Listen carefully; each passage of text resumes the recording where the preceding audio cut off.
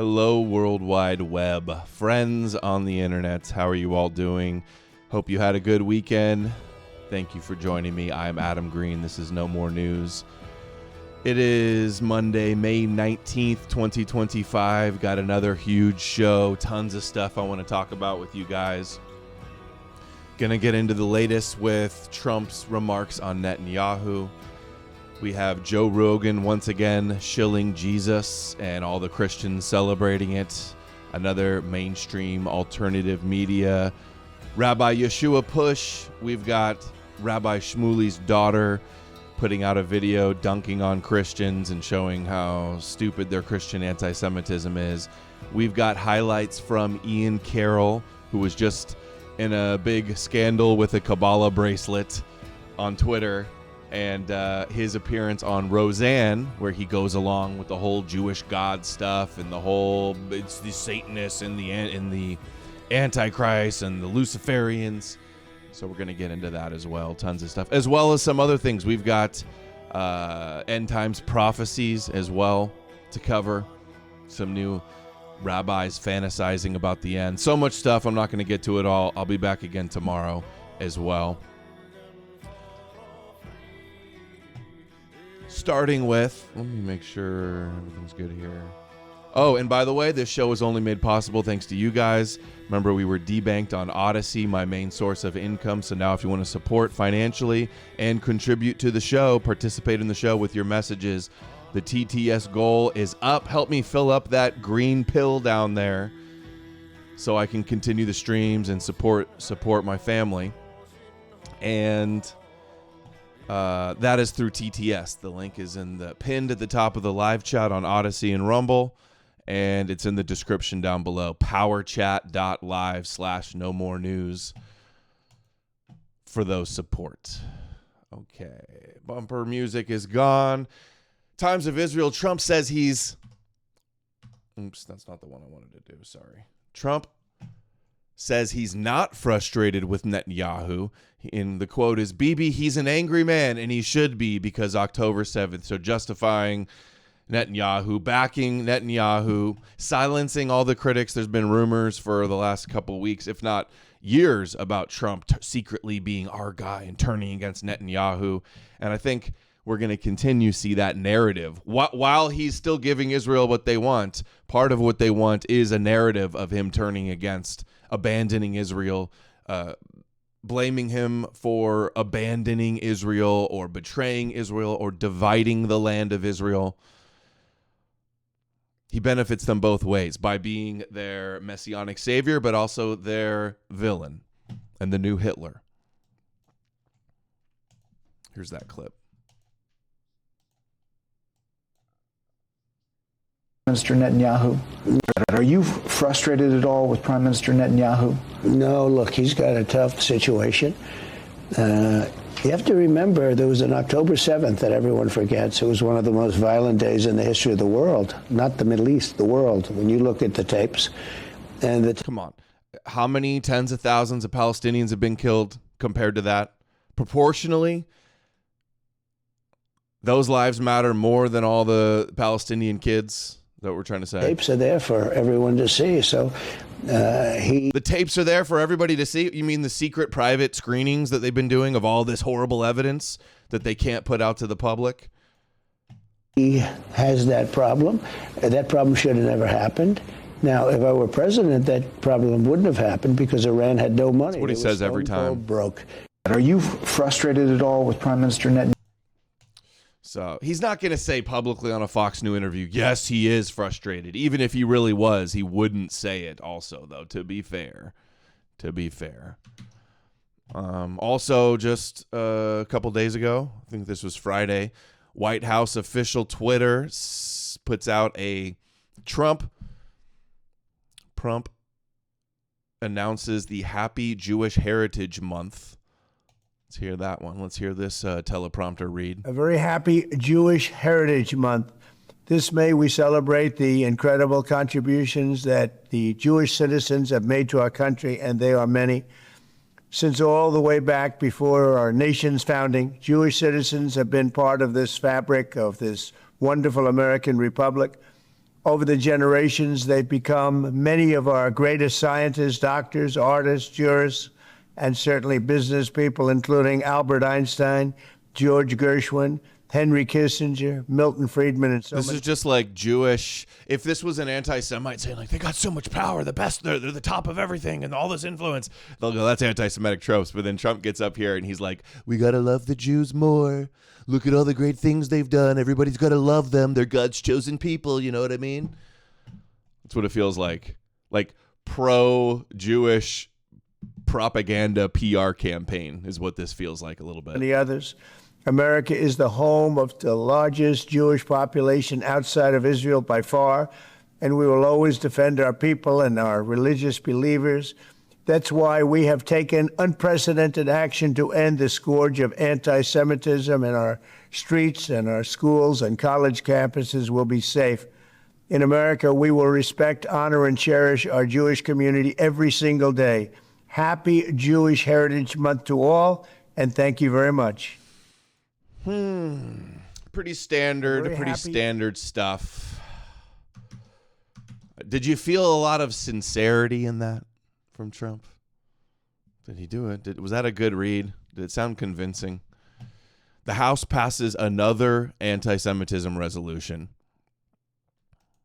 Says, calls on the executive branch and state and local leaders to educate the public on the contributions of Jewish American community and uplift Jewish stories and voices.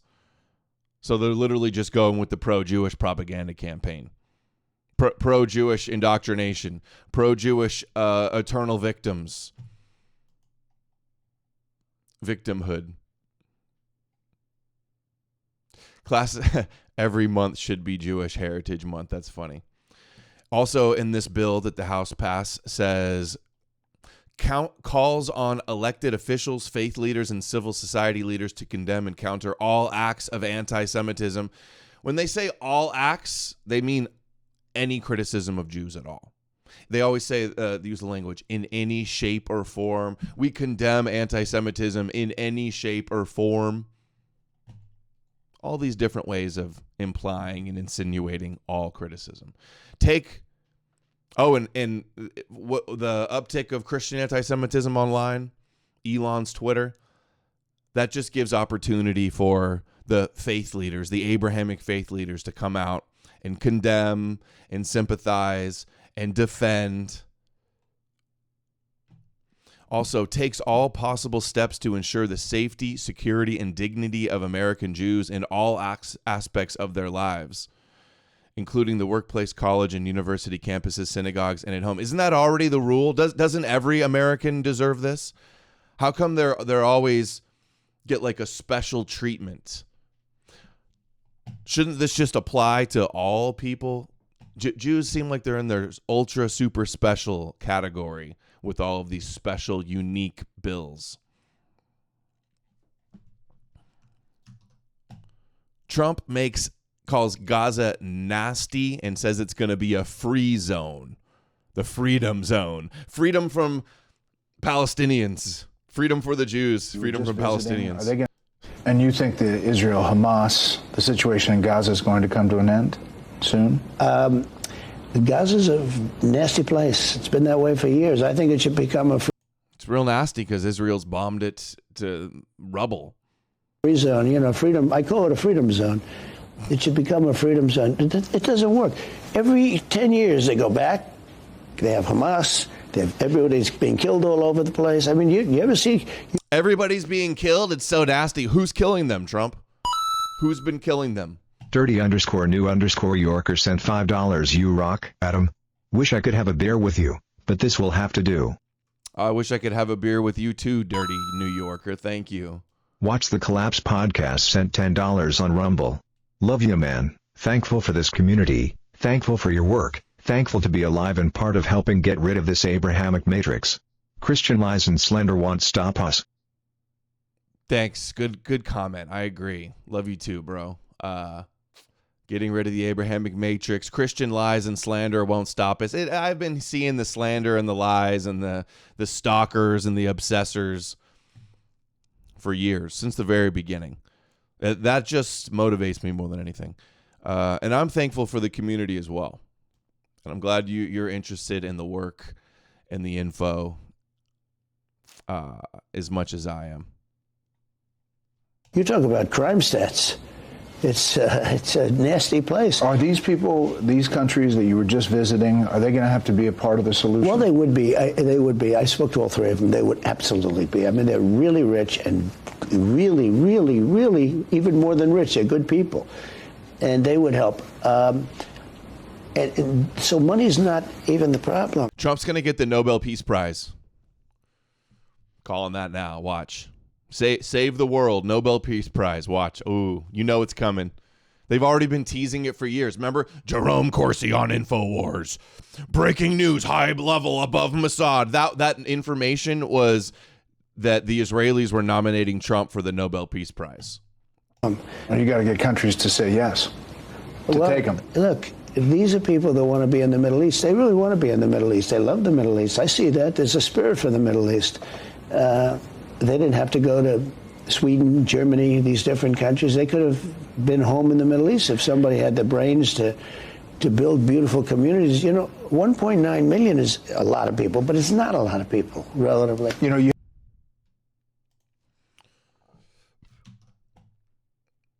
J.D. Vance says, apparently the long-awaited Trump-Putin call happened today. Here's J.D. Vance talking about it. He's on the plane. Him and Rubio went and visited the Pope, the new Pope. I'm not sure that talks have been proceeding for a little while. We realize there's a bit of an impasse here, and I think the president's going to say to President Putin, look, are you serious? Are you real about this? I think, honestly, that President Putin, he doesn't quite know how to get out of the war. This is a little bit of guess, but I think the president would agree that part of this is I'm not sure that Vladimir Putin has a strategy himself for how to unwind the war. Of course, that's been going on for a few years now. There's fundamental He doesn't have a strategy because he doesn't want to unwind the war. He wants to take Ukraine, or as much of it as he can. Trust between Russia and the West. It's one of the things the president thinks is frankly stupid, that we should be able to move beyond the mistakes that have been made in the past. But that takes two to tango. I know the president's willing to do that, but if Russia's not willing to do that, then we're eventually just going to have to say, this is not our war. Talks have been proceeding for a little while. We realize if Russia doesn't want to make a deal, you're just going to say it's not your war, and you're going to just let them pull out and let them take Ukraine? Is that what he meant there? We missed this. Witkoff told mediators U.S. is not planning to force Israel to end the Gaza war, officials say. I saw something about Netanyahu lifting restrictions on some aid going in today.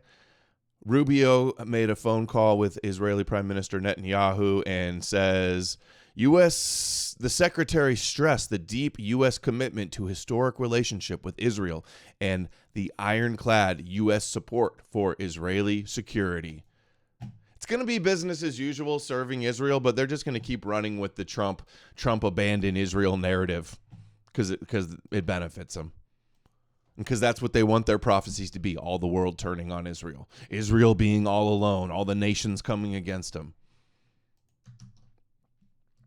Here's a edit of Trump's flip-flop on taking bribes and gifts from foreign leaders, like he just got the plane from Qatar. Saudi Arabia giving $25 million, Qatar, all of these countries. These are people that kill women and treat women horribly, and yet you take their money. Not a gift to me, it's a gift to the Department of Defense, and you should know better. Why don't you give back the money that you've taken from... I heard that after, is this true, guys, that, or does anybody even really know, after he leaves office, that the plane is going to go to his personal foundation or something? I thought that's what it was. Certain countries sounded that sus. Treat certain groups of people so horribly. You should be embarrassed asking that question. They're giving us a free jet. I could say, no, don't give us. I want to pay you $1 billion or 400 million or whatever it is. Or I could say, thank you very much. Why don't you give back the money? I think it would be a great gesture. I thought it was a beautiful gesture. Now, there are those that say we shouldn't be accepting gifts to the Defense Department. And I would say only a stupid person would say that. It should have never happened. And I think you owe an explanation to the American people. We're giving to everybody else. A hypocritical politician? That's quid pro quo. Who could imagine Saudi Arabia giving $25 million. Qatar.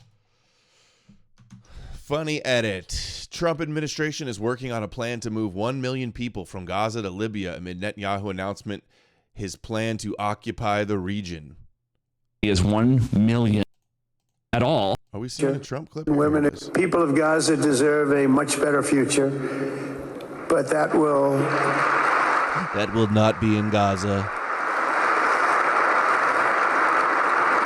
But that will or can not occur as long as their leaders choose to kidnap, torture, and target innocent men, women, and children for political ends. The way those people are treated in Gaza, there's not a place in the world where people are treated so badly. It's horrible. It seems very likely that this negotiation with Libya to take on 1 million Palestinians is part of the new economic, military, and trade deals that have culminated this week.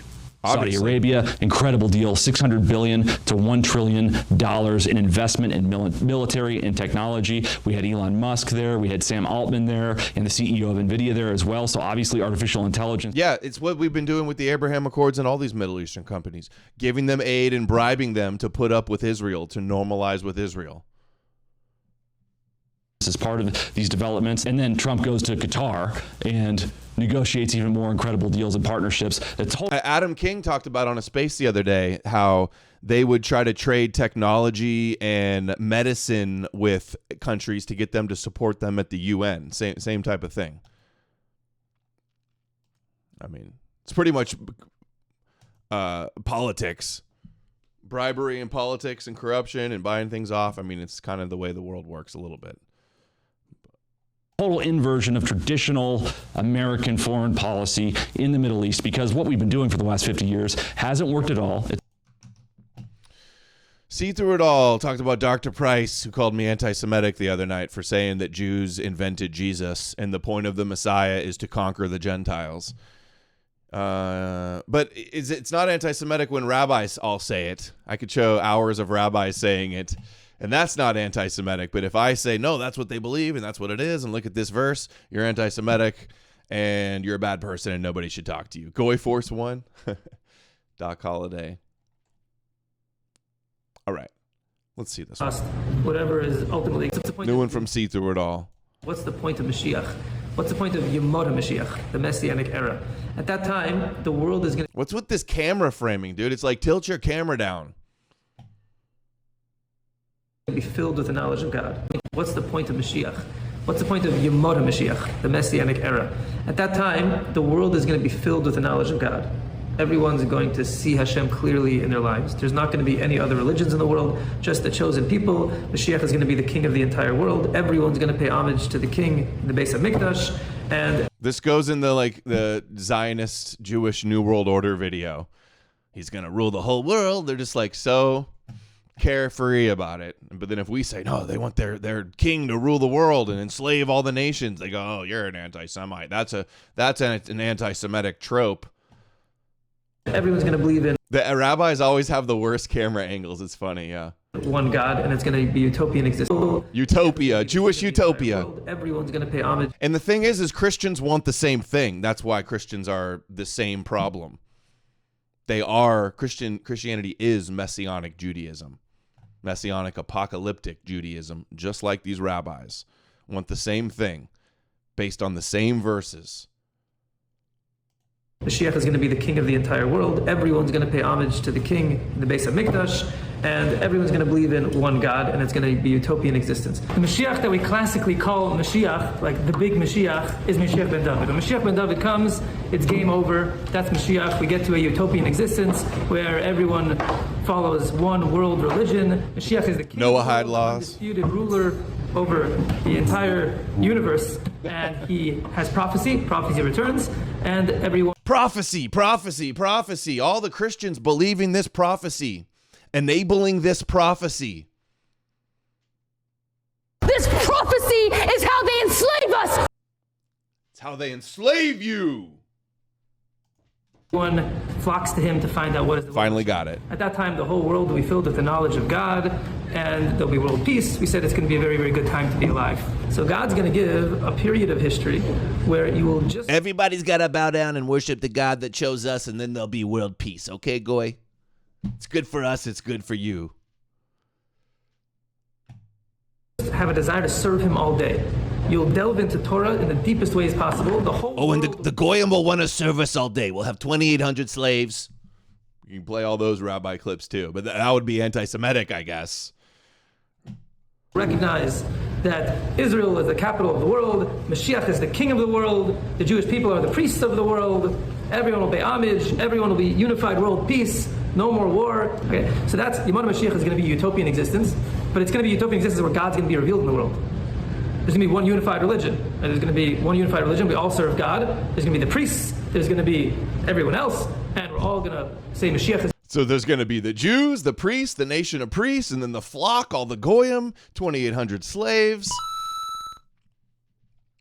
The names sent $5 on Rumble. The JQ space run by those curious Christian innons on X is some of the most cancerous brain rot disinformation BS I've ever listened to.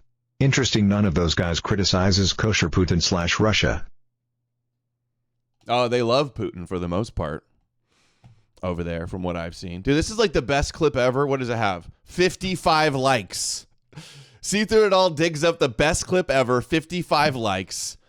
And then you know some big Christian account is going to steal it, repost it, not give a retweet, and it'll get a million views. Watch. Dude, see through it all. When you find a clip as amazing as this is going to echo through the servers of the internet for years. This bombshell clip. We got to make a new compilation, dude. I'm sleeping on the compilations. John's been still making them. See Through It All makes them. See Through It All says, all right, all right. When you find one as good as this, because you know they won't repost, they're just going to steal it. And, oh, dude, a new compilation. Some of the highlights with this guy and some other rabbis. New hot compilation. I got to get back on the compilations. Is our king. He's going to be a prophet. He's going to tell us what God wants. And what's going to happen, we're going to have a certain period of time where we live in this utopian existence and we just serve God all day. We hope that Gog Magog was the Holocaust. You don't know, because again, all these things they could be metaphorical. You don't really know what it means. But in the Navi, it speaks pretty explicitly about a terrible battle where a third of the world will die, a third of the world will be maimed and injured, poisoned, whatever it is, and a third of the world will survive. Poisoned? So we're talking about mass destruction, possible nuclear holocaust, whatever is ultimately going to occur. We hope that it's already happened. That was World War II maybe. I mean, it didn't work out numbers-wise, but it was pretty bad. But we don't know. As we get closer to the very end, so Hanagas HaYichud has to take over, and things have to get pretty bad.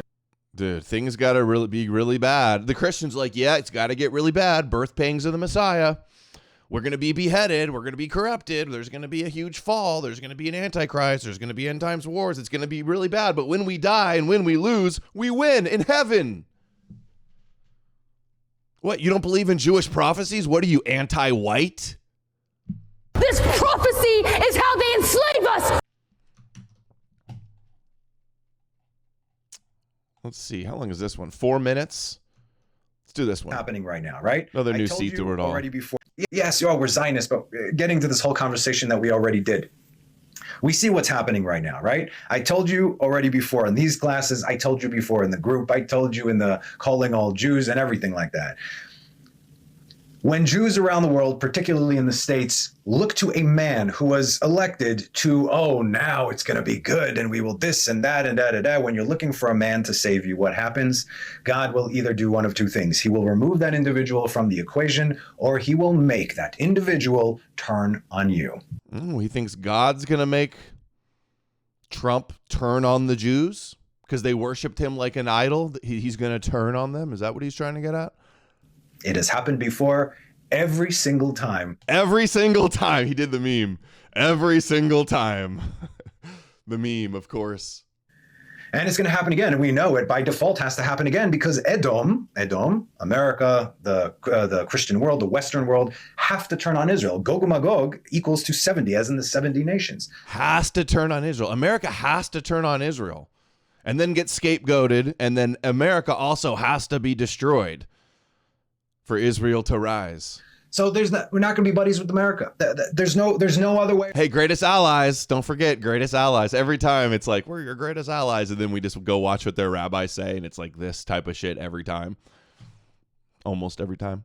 About it. The Jews need to be in Israel for the final redemption to take place. And so if we're not doing it on our own, and we are not, fires will be lit. So one of the... Who's lighting the fires, Rabbi? He'd be like, Hashem, God will light the fires. Like, yeah, working through the chosen people who made them in his image. This is a good clip. 55 likes or 90 likes. I even gave it a retweet too. We're being so heavily suppressed on Twitter. It's absurd how obvious the suppression is. I'm seeing lots of people claim about suppression. I've definitely noticed it. Twitter's basically a corrupted platform completely. Compromised. I've been saying it's compromised. Conditions written in Masechet Sanhedrin is that the Son of David will not come until all governments are destroyed, until money has lost its value, until there is nowhere left for us to turn and no one to rely upon except Avinu Shebashamayim, our Father in heaven.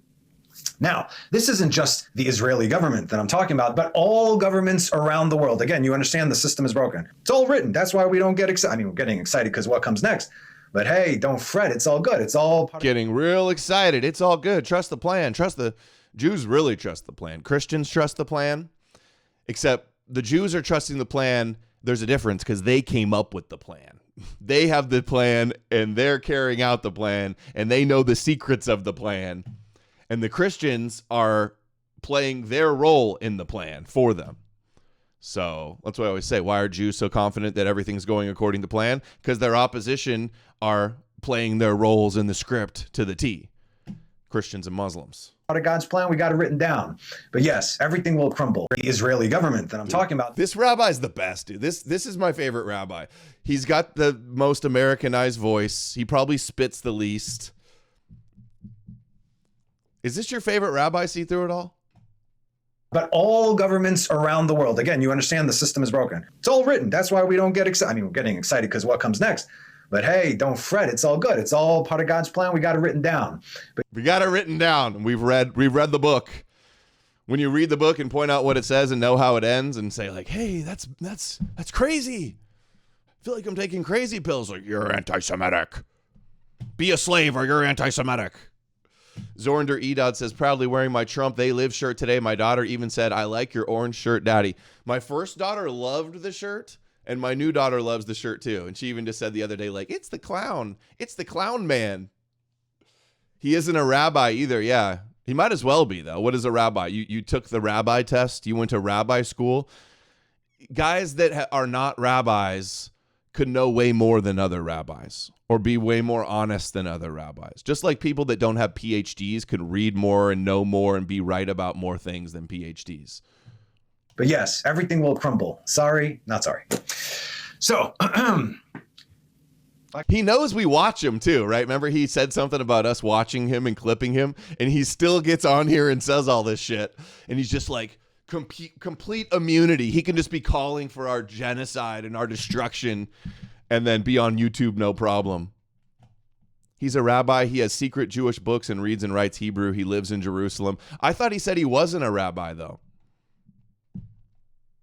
Like I said, not just about the Israeli government, all governments around the world, the system must be completely torn down, eradicated, and any type of ruler or leadership must absolutely be abolished.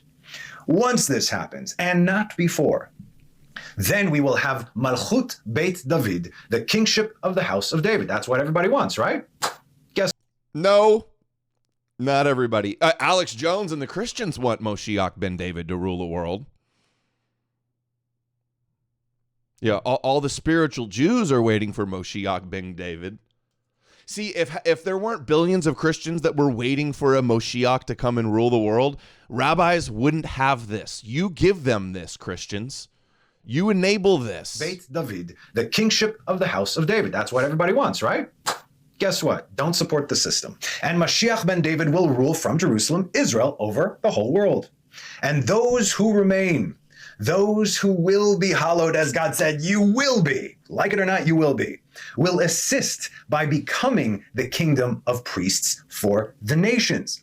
Just like the Kohanim sanctify and purify Israel, so too will Israel help to sanctify and purify the nations. Our sages said that if the nations knew how much they would benefit from the third temple, they would come and build it for us. If only they, and we don't even understand it because, hey, but all in God's time.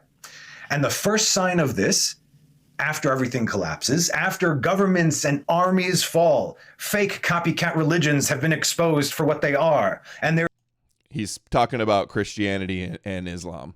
Does it sound like he fears Jesus? Like there's nothing he hates more than Christianity?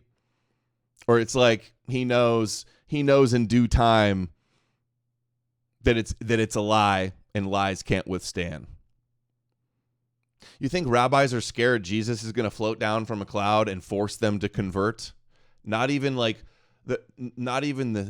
a single cell in their body is worried about Jesus returning to conquer them. There is literally no choice but to turn to God, right? That's it. But those who have worshiped a false Messiah their entire lives, who know that everything they did was wrong. You're going to get an opportunity. Don't worry. You will have that opportunity to continue on your path or choose the right one.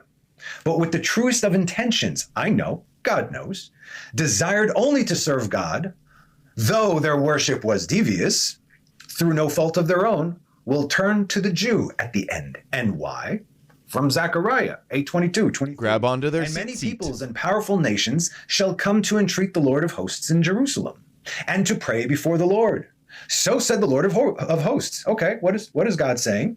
In those days, when 10 men of all the languages of the nations shall take hold of the skirt of a Jewish man, that's a tzitzit, of a Jewish man, a Jew, in Israel, in Jerusalem, because whoever's left there is holy, saying, let us go with you, for we have heard that God is with you.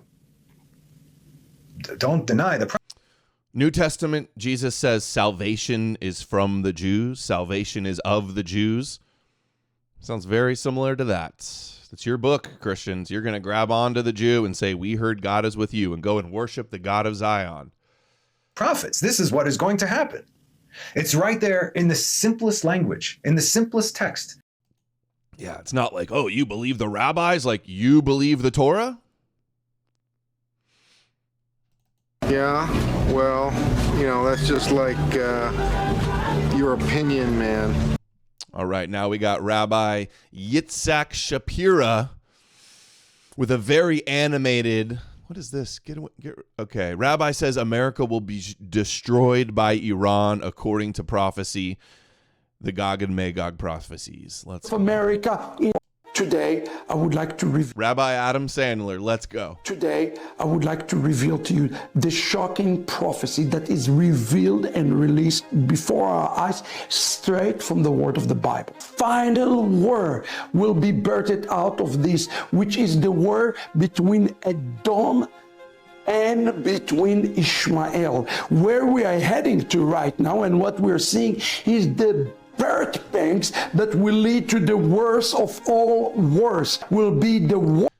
Are Christians going to be like, oh, the rabbi, birth pangs? Birth pangs is in your Bible. I think it's Matthew 24. It talks about birth pangs. You're ready for those Jewish birth pangs, Christians. You think the birth pangs are part of the plan, just like these rabbis do.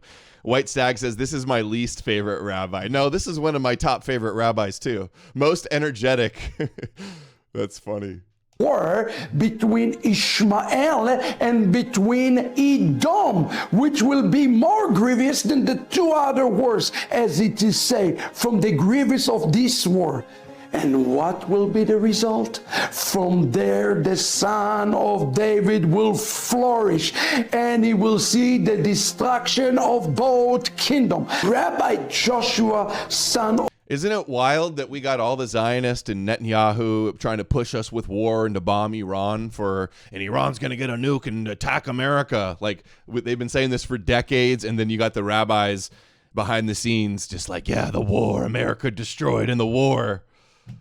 And then they're so blatantly, transparently trying to push us into a war. Mizrachi is your favorite? Yeah, Mizrachi, Reuven, Shapira, Tent of Abraham. There's a lot of favorites. Who's the other one? The one Goldstein. We're here talking about favorite rabbis. Said Rome is it Goldstein to fall. Who's the one see through it all that says the Goyim worship a Yid? It's Goldstein, Gladstein, Rabbi Gladstein. That's what it is. Into the end of Persia. What?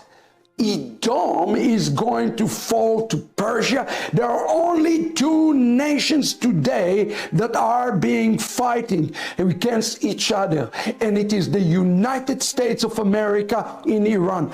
Do not believe to anything that says that there will be a peace agreement or some sort of agreement between United States to Iran. It is not going to happen, because that, friends, is the battle of all battles that is coming. And here the rabbi said that there is a strong possibility that Edom will lose to Persia. And we know who is Persia.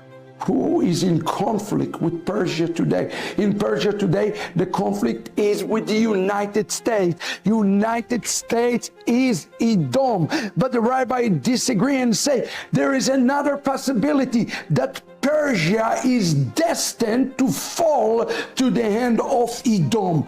Friends, there is a possibility that Iran... This is so lame. They got prophecies back and forth. That's what I've seen. I've seen different rabbis saying different things about America destroys Persia or Persia destroys America. They destroy each other.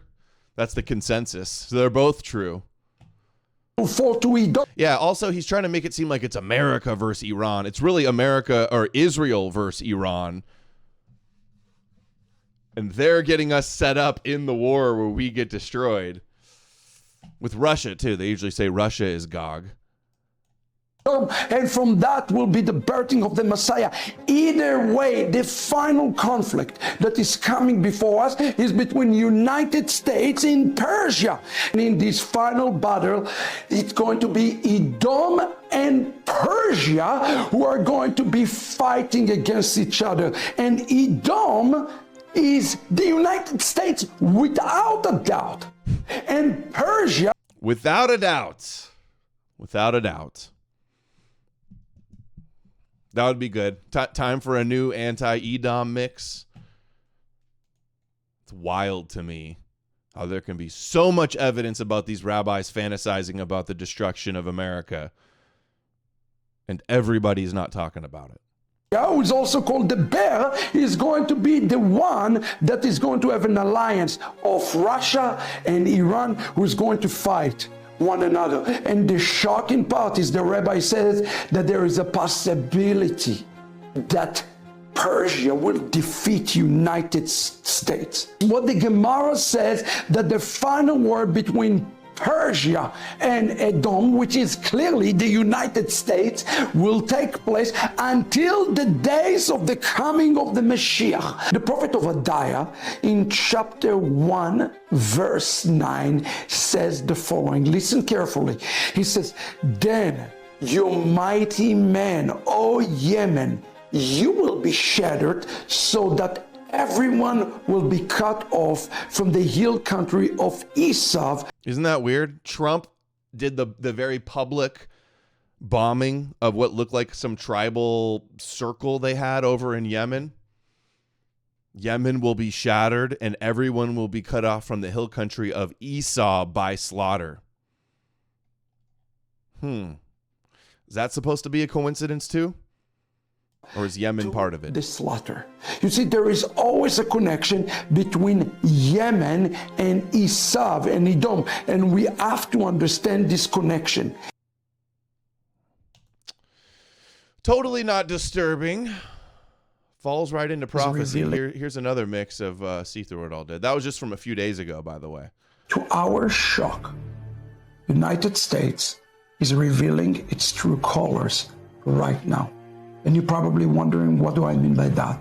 In the recent video, I told you that the United States, more than likely, will reveal itself as Edom itself.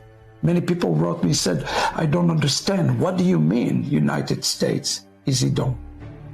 You see, Edom and Persia are... Lots of people wrote him. They're like, "Hey, Rabbi, what's up with this Edom stuff? You sound like you want us all to die, Rabbi. What's up with that? Going to go to a final war, final battle between the United States and between Iran. It is coming. And today you have to understand why I say that United States will emerge as Edom. Just hours after the attack, I've never seen him so calm. the Israeli Air Force upon the Houthis, Very serious. after constant harassment, constant missiles against Israel, Donald Trump issued the following shocking message. Check this out. We had some very good news last night. The Houthis have announced that they are not, or they've announced to us at least, that they don't want to fight anymore. They just don't want to fight. And we will honor that.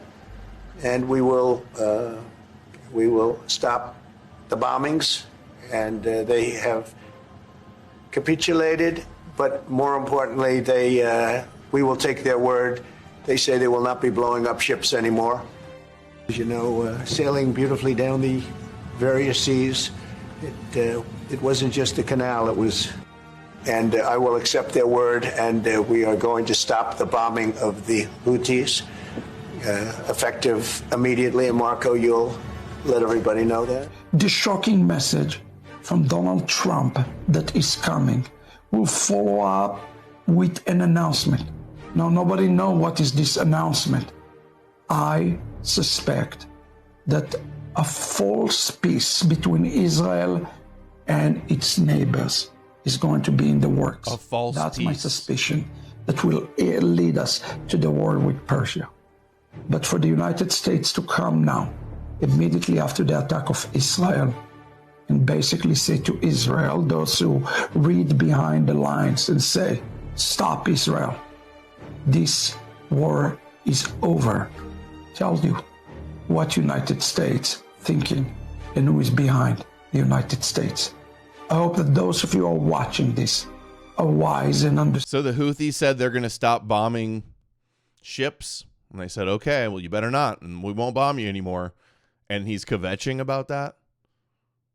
That's the justification for Edom to be destroyed, is we're not just like nuking every one of their enemies. Everybody that's has a problem with what they've done in Gaza. Today, He's like, oh, well, you think what I said. Let's see. Hold on. We're going to Birth Pangs of the Messiah, 21 minutes. Dr. Price. Let's see. What was I going to do? Oh, right, that's right. We got breaking news. Breaking news, guys. Hot off the wire. Uh-oh. Anonymous sent $13 no name Aryan priest on X. This one is taking. Hallgäuschirch and chat. Thank you. What'd you say? Your Aryan priest on X? This one is sticking. Thank you, Anonymous. All right, I'll follow an Aryan priest. Sounds good. Sounds good. Okay, where was I? Breaking news. We got some breaking news out of the World Jewish Congress. Hot off the wire here. We got some breaking news from the World Jewish Congress. Ronald Lauder has been reelected as the president of the World Jewish Congress. And he's laying out his plan for Jews. Just as Israel failed to anticipate Hamas's surprise assault, we failed to anticipate the all-out offensive on the mindset of the free world. Whoa! The free world has an all-out offensive of the mindset against the Jews. The whole free world, the 70 nations, all losing their minds and hating the Jews for no reason. That's how we're starting, huh? Wow. We failed to anticipate the all-out offensive on the mindset of the free world. Free world has had an all-out offensive on the Jews. Because of this, Israel didn't have just the attack on October 7th. The entire Jewish world was attacked on October 8th. We're under attack. That is what is needed now. slaughtering tens of thousands of Palestinians. We're under attack. Come on. Dude, they're so good at playing victim. Jewish supremacy in full control. Right. Trust the plan, guys. Your Great Awakening's doing great. It's a new project. Yeah, rise and kill first. Exactly, see through it all. That's the mindset by all this. It's always the victimhood. The whole world's against them. They've declared war. It's Amalek trying to rise up. Justifies them to wage war against all of us. Project for the Jewish people to educate millions of children, Jewish and non-Jewish.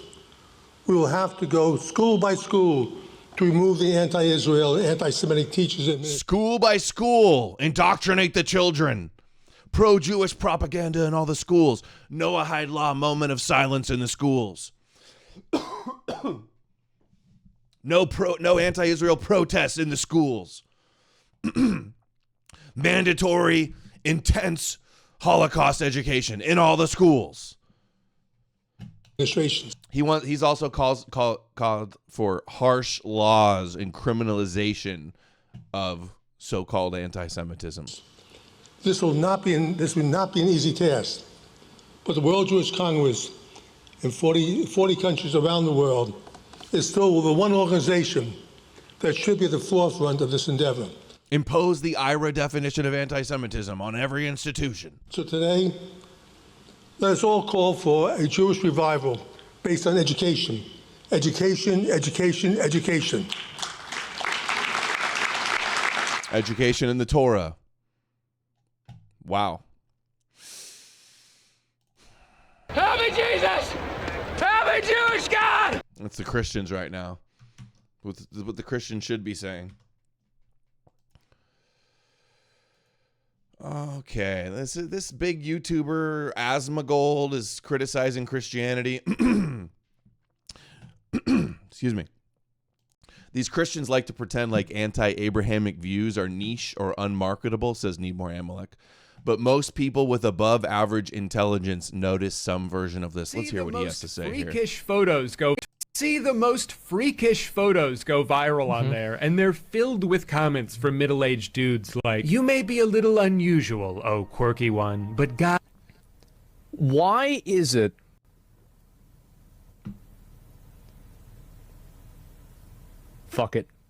Why is it that every person who is functionally fucking retarded typing these comments out is so religious? Guys, I don't mean to tip my fedora here, but I think there's a fucking correlation. Yeah, bro. This is huge. This guy's got like millions of subs. Look how he goes, fuck it. He's like, oh, I could just keep quiet. All these big influencers. I could keep biting my tongue. Fuck it. And then goes in and speaks his mind. You may be a little unusual, oh quirky one. Funny. Why is it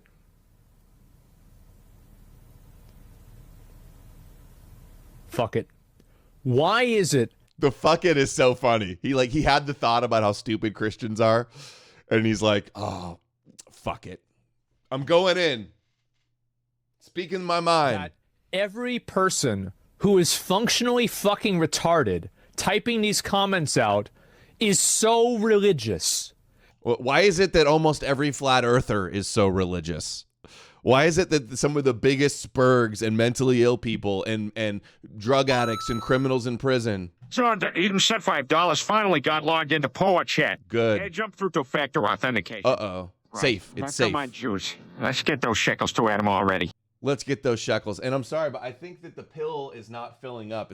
I don't think it's adding the Rumble rants. So that's not accurate there. I tried to fix that, but not sure. Guys, I don't mean to tip my fedora here, but I think there's a fucking correlation. Sorry, somebody's got to fucking say it. It's both. Religion makes people stupid. It makes smart people believe stupid things, and stupid people gravitate to it also. Look. There's a fucking, humans have been evolved for millions of years to identify patterns. Evolution is a fact. Millions of years. Noticing patterns here. Noticing the stupid Christians. Noticing all the stupid, delusional Christians. And am I the bad guy now? Oh, now I'm the bad guy. That's it. You just look at this fucking shit. He's noticing. Oh. Yep. Noticing the Christian question, Asmongold. See the most, and this is what I say, like they go like, oh, there's millions of white Christians, but there's no pagans. Like, we're not pagans per se. How many people out there don't believe in the Bible thumping nonsense? How many normal people out there don't believe in the Jewish fairy tales? How many normal people like Asmongold and Asmongold watchers think Christianity is Jewish, fake, and stupid? Lots of them.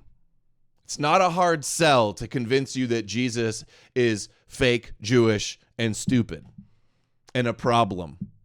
It's actually an easy sell. People just don't realize how much of a problem it is. But the mainstream alternative media, all the big Zionist platforms and gatekeepers and Trump shills and limited hangouts, they can't platform these kosher Christian apologists fast enough. Let's hear the latest from See Through It All and Cliff Nechtel, who's rising up in the Christian rankings. Liam sent $10. Liam, am now Aryan priest. My bad. Got it. Cool. Aryan priest. I think I saw that already. American women. So be very careful. You know, when you criticize Christians, I hope you know who you're criticizing.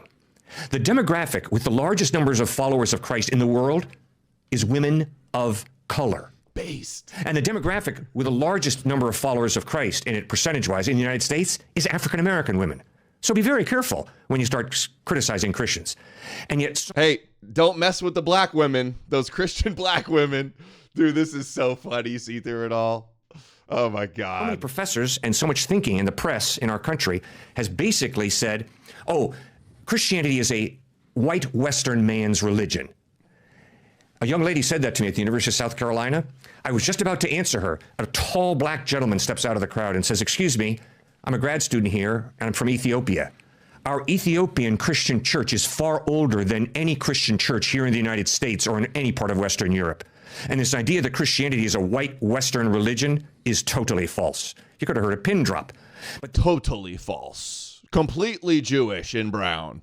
That is the antithesis of what a lot of anthropology and humanities professors are teaching. That, oh no, Christianity is a white male religion, which is baloney. You know the demographic with the largest number of atheists? White men. Oh, wait a second. I thought we were the minority. White men are all atheists? What does that tell you, Christians? Hey, Christians, why don't you stop scaring away with your Bible lunacy and your retarded conspiracy theories, scaring away all the normal white men out there that are too smart for your Jewish fairy tales and your flat earth kookery? How about that? How about you stop turning them away and forcing them to have to pick a side and go with the left, some of them? White Western men. Wow. He's so cringe. Large demo is white male. Yep. Christians is African American women. Correct. Oh my God. This is Christian L's, man. Jesus Christ! Oh, Jesus Christ. You're such a little bitch. This is so funny. I can't get over it. This is like the funniest clip ever, dude. This is my favorite Christian. People always say, oh, you just play clips of rabbis. Oh, you believe the rabbis. Like we don't show Christians all the time. Hey, this is a real Christian, by the way.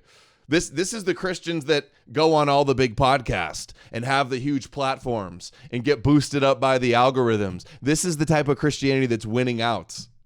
Black women, black queen Christians, whites, atheist, white men, atheist, Christians, black women. And that's where we're at now. Just wait 30 years, wait 50 years the way things are going. Why are Christians trying to keep kicking the can down the road, trying to salvage something and then say it's our only path forward? This is the reality, and Christians will be like, oh, you're exposing that Jesus is fake and Jewish? That's anti-white. 50 likes, too. See Through It All comes up with all the gold, and it's got 58 likes. I don't know if I retweeted this one or quote tweeted it. It doesn't show you. One comment on this gem gold nugget of a hilarious clip. The Christians suppress all of the information out there. They're just like, la, la, la. They suppress, they block, they ignore, they pretend it doesn't exist. So funny. That is wild. That is wild to have that breakdown. A lot of white missionaries did tell Africans about Jesus. That is correct. And those Africans responded in faith. But those same Africans that accepted Christ reject American materialism, American secularism, because they know the spiritual is real, and they know that America and the West is spiritually bankrupt. So my African brothers and sisters have had the open mind. Hey, the black Christians know the West is bankrupt and evil and pagan.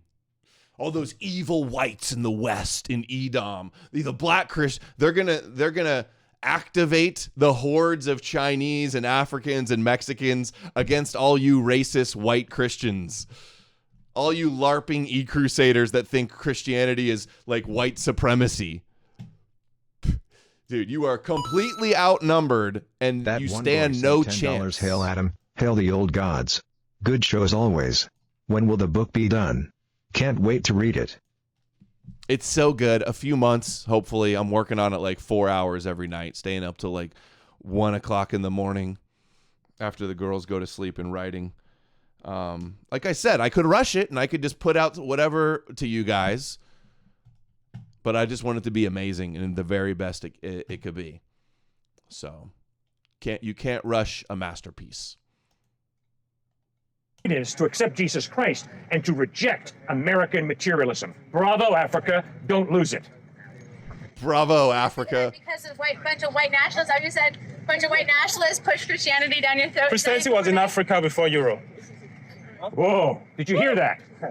Christianity was in Africa before Europe. Yeah, like Ethiopia. Go ahead, keep going, brother. The Ethiopian Bible is older than the King James And thank you. That's exactly right. The argument that Christianity brought, that colonialism brought Christianity to Africa is completely wrong. Why is it completely wrong? Because Christianity was already in Africa before Europe. Christianity was in Africa before Europe. Everybody hear that? And one thing you need to know is that Christianity is not... You hear that, white Christians?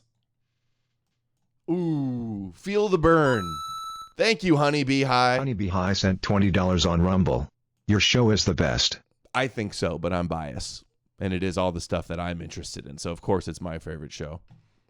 It's a European religion. Whoa, whoa, whoa. One more time. Real loud. Christianity is not a European religion. Man, you're awesome. You're awesome. Great job. Dude, look at her. Look how why is she so excited?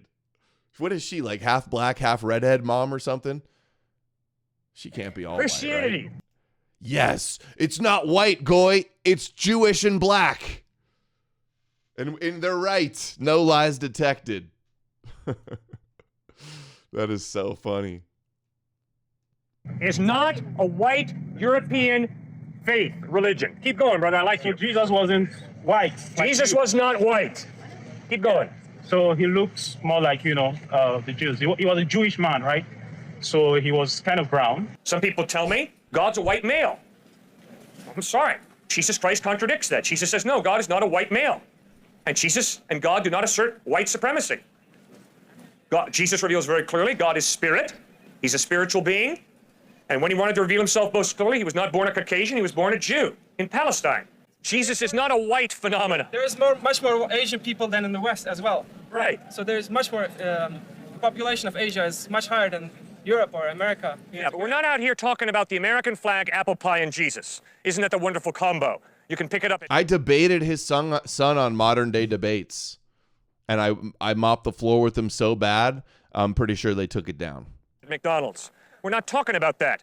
We're talking about an historical person, Jesus of Nazareth, who didn't live in the Big Apple, and he wasn't American, and he wasn't a capitalist. Not a historical figure. He was a first-century Palestinian Jew who claimed to be more than a man. He claimed to be God in human form. And he claimed that his death on the cross was the vehicle through which God offers us forgiveness for our human sin. So we're not talking about the great American way. We're not talking about the great white hope. Never once did I say all Jews are going to hell. Quite the opposite. I said, I worship a Jew. You said you worship a Jew who's a Jewish rabbi, which happens to be Christ. Fine. Yeah, that's right. And obviously, Christ's first followers were all Jews. So there are obviously going to be a lot of Jews in heaven. And then I went on and spoke about many of my friends who are Jews who put their faith in Christ, and they're going to be in heaven, obviously. So I never said all Jews are going to hell. There are far more followers of Jesus in Africa than there are in the United States. There are far more followers of Jesus in South America than there are in the United States. This is not some Western phenomenon that we're talking about. This is not me. No, Jesus for everybody, all the goyim. Sent $5 on Rumble. It was disgraceful for Price to dismiss you as anti-Semitic. Is he a mythicist solely for pure Abrahamic mental masturbation and not coming to the logical conclusion of Jewish fabrication? I know, makes his whole life on exposing that Jesus is a myth invented by Jews, but then can't put it together and see all the verses about what the Messiah is supposed to do, what Judaism is. Ignores all of the hours of rabbis all over talking about their Messiah ruling the world and bragging about Christianity, Judaizing the world. He goes on with Tovia Singer and says he's for Noahide laws. So yeah, I wasn't surprised. In fact, I predicted, I said, watch, he'll probably attack me. I said it, I called it. Because I know how kosher these people are. What's it called?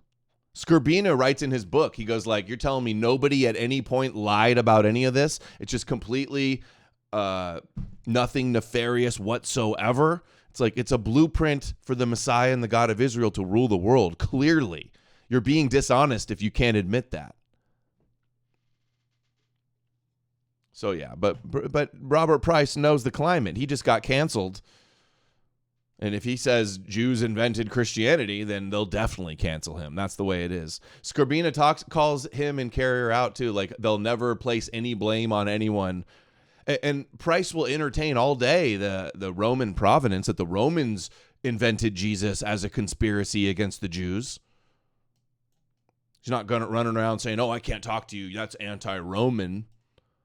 It's not like we're blaming all Jews today for inventing for a couple Jews inventing Jesus 2,000 years ago. We're not blaming all Jews because of that. We're just saying it's fake. Everybody has been deceived into worshiping a Jew as the Son of God. And that was the intent and the objective of the Messiah. Every knee will bow. And Robert Price just exposes himself as a little bitch by acting like that. And I would debate him and mop the floor with him on this issue. Another 200 people? Good gracious, man. Sir, there are far more followers of Jesus Christ in Africa today than there are in the United States. Yeah. So for anybody to say that Christianity is a white religion shows their ignorance. There are far more followers of Jesus Christ today in Africa than there are in the United States. Secondly, there are far more followers of Christ in South America today than there are in the United States. Thirdly, there are far more followers of Jesus Christ in Asia today. And you think this is the than there are future? in the United States, in the West. The lie on this campus that some people have bought into, which is Christianity is a white religion, could not be further from the truth. First point, I worship a Jew. The reason I want to say that is because there's been a truckload of anti-Semitism in the name of Christianity.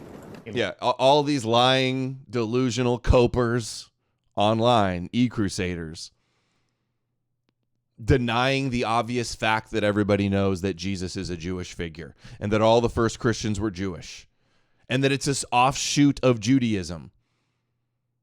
How they have to lie, that they lie to themselves, they gaslight us on all of that. And then they'll even lie and claim, like, I've seen people online, these coping Christians, they're like, oh, it's just Adam Green and the pagans who say Jesus is Jewish.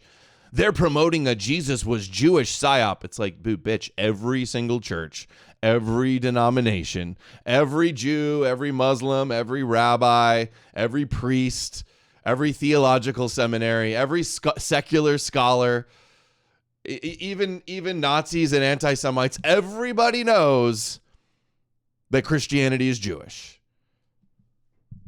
Stop the cope. Endless cope and denial. If you don't want to worship a Jew, don't be a Christian. That's your only option. Embarrassing, sad historical fact. It's evil. It's wrong. Anti-Semitism is evil, it's racism. All of Christ's first followers were Jews. All of Christ's first followers were Jews. Then Gentiles began to increase in conversions, and so the church turned into more Gentile. But the idea that Jews automatically go to hell is repugnant. It's false. As a Gentile Christian, do you still believe that the Jews are God's chosen people? Or they've lost their chosenness? Yeah. When the Bible says that the Jews are God's chosen people, it does not mean that Jews are superior to Gentiles.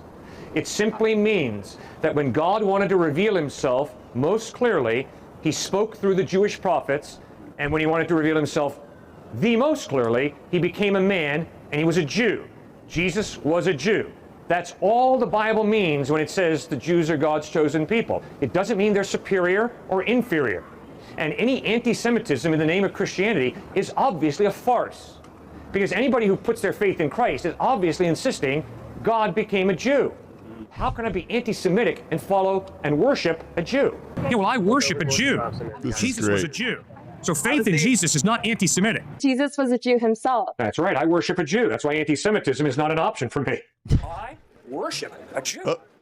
So cameo. Shouldn't you be like bowing down to me or something? I mean, no, you're not the Jew that I worship, so I'm not gonna bow down. Yeah. Follower of Christ is someone who worships a Jew.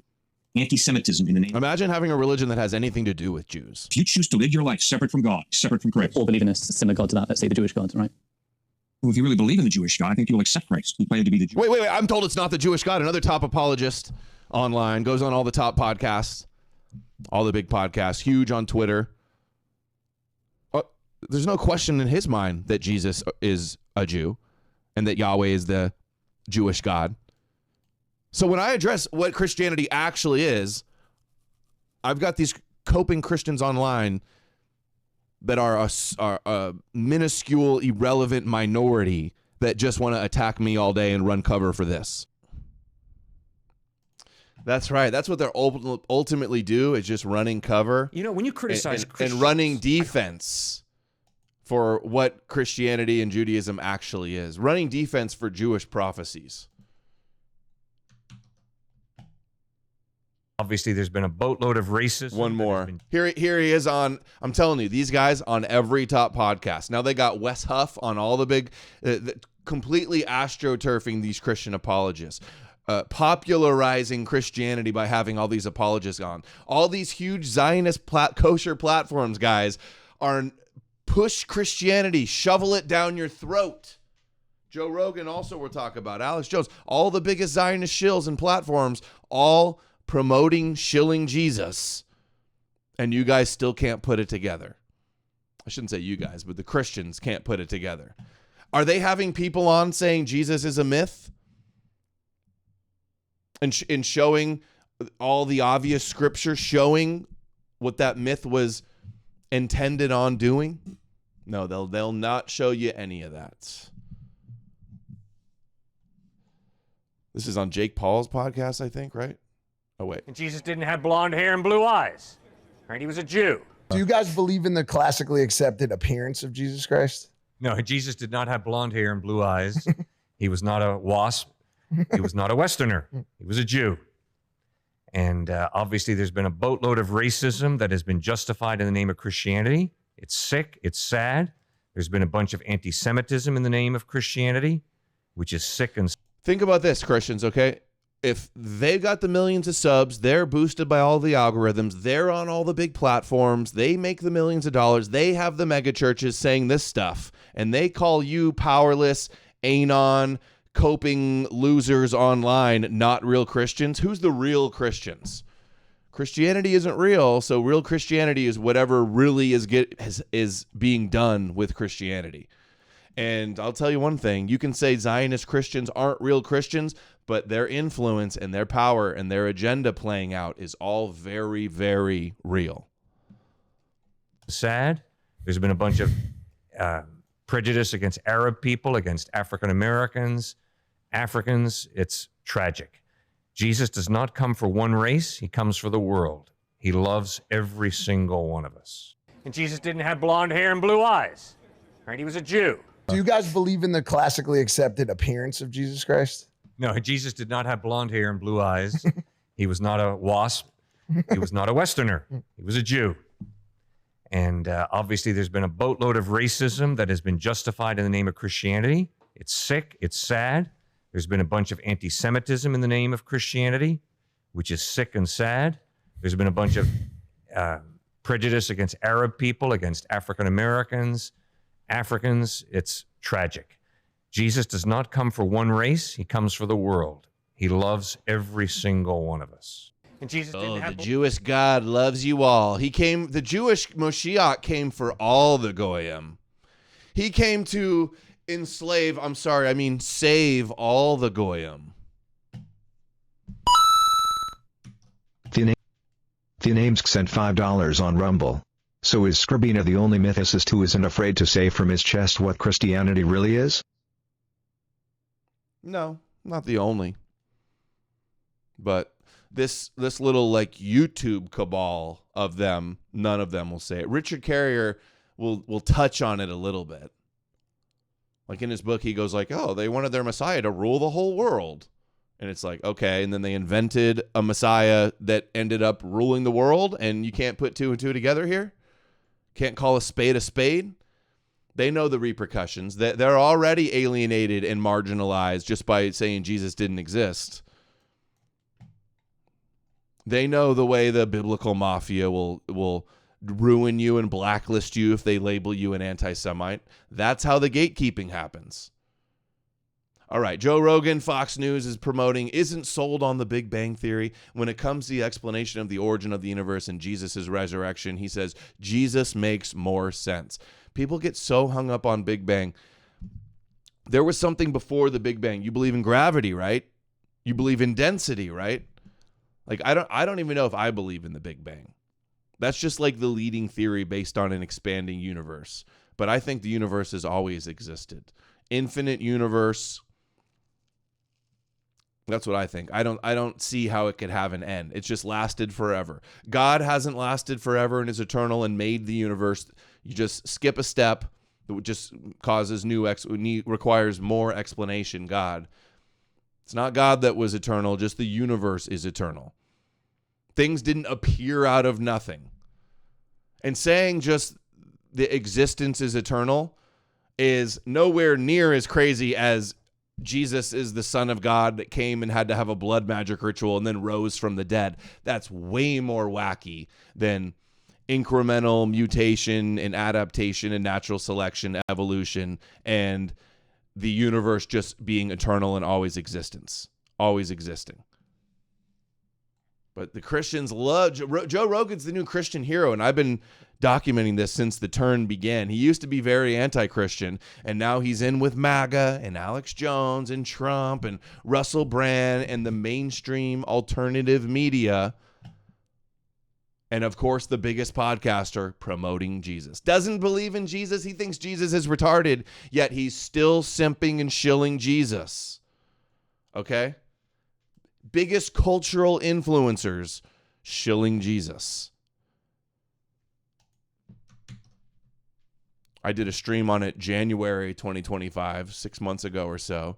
He had on Wes Huff, the apologist. Then he had on Mel Gibson to promote Shroud of Turin bullshit and more Jesus bullshit. So I put together this little priest, Joe Rogan priest. All over YouTube, the Christian YouTube is just all over the Joe Rogan stuff. Promoting Joe Rogan and celebrating and victory lapping about Joe Rogan shilling for Jesus. Here's the clip. Science and religion. Is it science? So the sons of God are... I'm sticking with Jesus on that one. Yeah. Like, Jesus makes more sense. The difference between science and religion is that science only asks you for one miracle. I want you to believe in one miracle, the Big Bang. Yeah. Nobody says it's a miracle. Big Bang, they think Big Bangs could just be the opposite side of a black hole. Is a black hole a miracle? A natural process? The Ghost of explained Elvin sent $5 on Rumble. I heard Jordan Maxwell say something about how the word Yahweh relates to the Big Bang. Means like to burst in Hebrew or something? Disinfo? Probably. I've never heard that before. I think he says a lot of disinfo stuff like that, to be honest. Joe Rogan's like, Jesus makes more sense than the Big Bang. Like every time I debate Christians, they go, what do you believe, the Big Bang? You think everything came from nothing? No, actually, I don't. Yeah, that is true. Singularity, event horizon, black holes, they do try to link to Kabbalah. That is true. Wes Huff is not a historian. It's because it really is true. Yes. And it's funny because people would be incredulous about the resurrection of Jesus Christ, but yet they're convinced that the entire universe was smaller than the head of a pin, and for no reason than anybody's adequately... I don't think everybody is convinced of that. I'm not convinced of that. Yeah, they say, you think we came from monkeys? It shows they don't understand evolution, right? That's one of the common ones. Okay, dude. The Bible being more realistic than the Big Bang, I don't even fully believe in the Big Bang, but to say that the Bible is more believable, all of these obvious Jewish fairy tales are not more believable than gravity and black holes. I'm sorry, they're just not. Natural things, natural processes. This is just throwing goy slop to the goyim. Shoveling goy slop. Shoveling that goy slop. Jesus. Here's your Rabbi Yeshua. Oh, everything's satanic. Here's your Rabbi Yeshua, goy. Explained to me. Makes sense. Yeah. No, instantaneously became everything. Yeah. Okay. I can't buy that. I'm sticking with Jesus on that one. Yeah. Like, Jesus makes more sense. I'm sticking with Jesus on that one. Yeah, it makes more sense that God created the world to make it look like it's billions of years old, and then created it in 6 days, and then Noah's Ark and all the animals and all the magic, and then incarnating as a man so he can sacrifice himself to himself with the blood magic Yom Kippur atonement ritual. And then came back and appeared to a few of his disciples, and then floated away in a cloud. You think that's more believable? Why even say like, oh, it's more believable? It's not. It's clearly not. Joe Rogan's pushing Jesus, and he doesn't even believe in it. Just like Russell Brand. Maybe Russell Brand's a real Jesus junkie, but I don't think these guys really believe it. They're going where the wind blows, or they're being told to promote Jesus. Like, Jesus makes more sense. The difference between science and religion is that science only asks you for one miracle. I want you to believe in one miracle. Not asking for a miracle. Here's Wes Huff, this Christian apologist that just exploded. He had one debate with some pseudoscience charlatan guy, and then just the whole Joe Rogan network. He was just on Andrew Schultz, Joe Rogan, Patrick Bet-David, all of the mainstream alternative media platforms. This guy who was just like a nobody YouTuber out of nowhere to be some new Chad Christian apologist dude. He says he has been very encouraged to see Rogan's progression in his thinking about many things. My appearance on Joe Rogan back in January was a long time ago, but he is connecting some important and powerful dots in his thinking that I'm very happy to see continue to be articulated and fleshed out all these months later. Of gray matter. To not look at the universe itself, just this creation engine of planets. And it's like saying the Jewish Bible that says God said, let there be light, in the Genesis creation story, in Adam and Eve, is more believable than evolution. Magical Jewish book or natural scientific explanation? And Adam came from dust and Eve from a rib. What's more believable there, Rogan? You want to tell us that one? Stellar nurseries, just a bizarre. So many people are Christians. So many people are under the spell. Solidman 333 sent $5. Has anyone called you a Democrat Iranian agent? Yeah, they've said that before. I've been called everything under the sun. That's not a common one, and I don't recall it happening at all recently. But yeah, Jews have called me Hamas and Iranian agents before even. But yeah. I've been called absolutely everything. But guys like Rogan, they know. They're like, I could be the big... If he criticizes the number one dominant religion in the world... Slevin Kellever sent $100. Saw a billboard campaign driving through Texas pushing Noahide and Flat Earth. Love seeing real-life proof you're right about everything, Adam. Well done, sir. I'll put the link in the chat if you want to see the dumb billboards. I do want to see the Noahide Law billboards. Billboards in Texas. Can't say I'm surprised. It's growing. Thank you so much, Slevin Kelevra, for the big dono. Amazing. Thank you so much. That's awesome. Filled up the green pill. Thank you. Thank you. All right. Am I blowing your guys' eardrums? Alrighty then. Thank you so much. Harness of the epicness of, to not look at the universe itself, just this creation engine of planets and stellar nurseries, just the bizarreness of the epicness of it all, and to not wonder if maybe you have a very narrow perception of what this whole thing is all about. Yeah, deny the virgin birth, but not the virgin birth of the universe. Yeah, well, all of it. Yeah. No, I don't think there was a birth of the universe. I think the universe is eternal. And yes, I don't believe in virgin births because some ancient book said so. What's the proof for the virgin birth? Oh, an ancient book said so. None of Paul's letters are the earliest layers of the New Testament. Hebrews, Paul never mentions Bethlehem or a virgin birth story or Mary or any of that. No Star of Bethlehem. It's not in Hebrews. It's not in 1st and 2nd Peter. It's not until the Gospels, and not even the first Gospel. The first Gospel written, Mark, has no nativity story.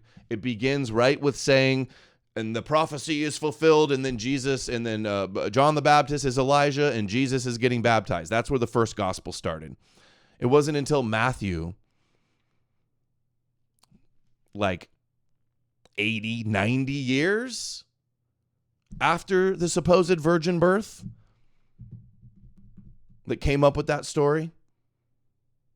No, the universe always existing is far more believable than a virgin giving birth to the Son of God who had to die to save us from hell. And Rogan doesn't believe this shit. He just knows he wants to be the biggest podcast. Do you want to alienate and offend the number one religion in the world? Hey, if it means the difference between $100 million or a $200 million Spotify contract, take it easy on the Christians, throw the Christians a bone. Or it could be more nefarious. He's like literally part of something where it's like, hey, we're gonna be a little more pro-Christian, okay, Rogan? What do you think of that? He's never had on a Jesus mythicist to expose Christianity as fake. Never once. He loves conspiracies, but won't talk about the greatest conspiracy ever. Red flag. Guys, Joe Rogan, not a Christian, turning on a dime and shilling Jesus. Hello, guys. Red flag.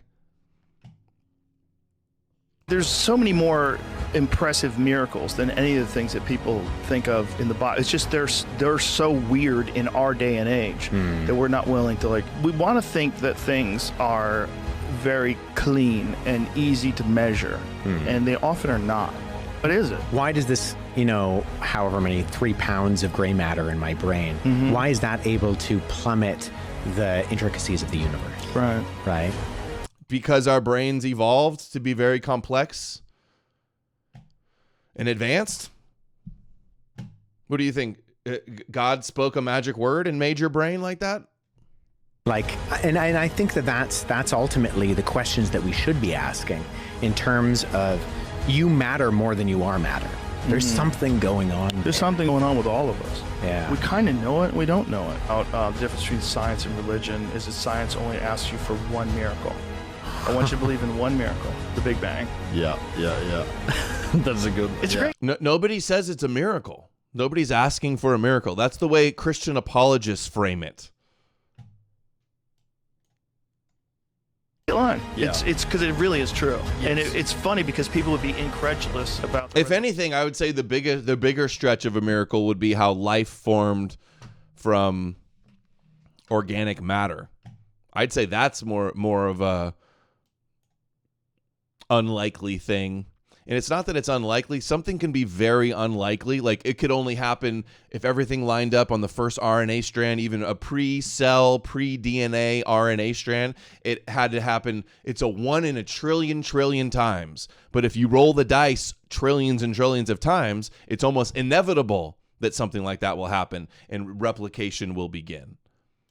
You can call that a miracle, like given like an understanding of the term miracle, like something happened that seems extremely unlikely. If you go buy a lottery ticket and you win, does that feel like a miracle? Or is it inevitable with so many lottery tickets that one of them is going to be the winning number?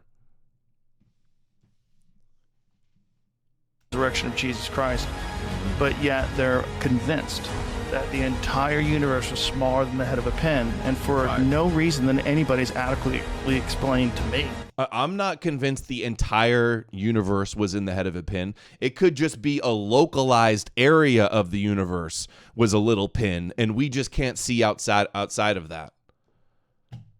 Makes sense. Yeah. No. Instantaneously became everything. Yeah. Okay. I can't buy that. I'm sticking with Jesus on that one.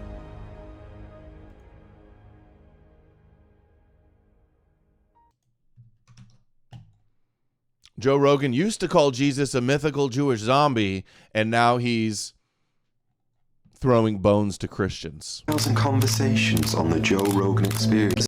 With over 2,000 conversations on the Joe Rogan Experience, there's no way that Joe would get along with all of his guests. However, I believe no one rattled him more than Milo Yiannopoulos. Be an atheist. No, you know, listen, if we're going to have a conversation, we can't keep talking over each other like this. The conversation got heated when our party animal Milo claimed he was religious. You're religious? Yeah, well, I mean, so my matrilineally speaking, I'm Jewish. Yeah, Rogan needs some more brain force because he's losing his mind. I was raised Catholic. What does that mean? Are you practicing? So you're not religious? No, I believe. I don't necessarily go to mass all the time, but I do what? Believe. I'm a Catholic. I would call myself a Catholic, yeah. I mean, I'm not a good Catholic, but, you know. But when you say you believe, like you believe in what? The Bible? Well, I believe in Catholicism. I'm a Catholic, I think. Joe then pointed out all of the inconsistencies in Milo's lifestyle according to the Bible, to which Milo replied, You can aspire to be better than you are. Aspire to be better than you are doesn't mean you believe in Jewish zombies. We're not going to win this one. I'm not going to win this one. Well, of course you're not. This one's ridiculous. Even though it felt like Milo had lost the debate, he suddenly decided to put Joe's worldview into question. I feel sorry for people who have a sort of bleak, empty existence of militant atheism. Not bleak or empty. It's just so boring. No, a lack of belief in nonsense is not bleak. Terrible way to look at the world. A lack of belief in nonsense is not bleak. Well, you believe plenty of nonsense. Joe pushed back on the statement, which resulted in Milo demanding that Rogan didn't disrespect other people's religion. But what I am suggesting is you shouldn't... Come on. Milo's all about disrespecting Islam, but then you want to pearl clutch if we say Jesus is fake? He's a Jewish zombie? Be such a dismissive about, you know, such an integral, rich, beautiful, and crucial part of human history that teaches us so much about who we are. Okay, first of all, this is a disingenuous argument. This is a disingenuous argument because you were mocking me about making fun of things that are absolutely preposterous, like coming back from the dead, healing. See, he knows that it's Jesus' resurrection is absolutely preposterous. That's what he knows. And now, a few years later, it's more believable.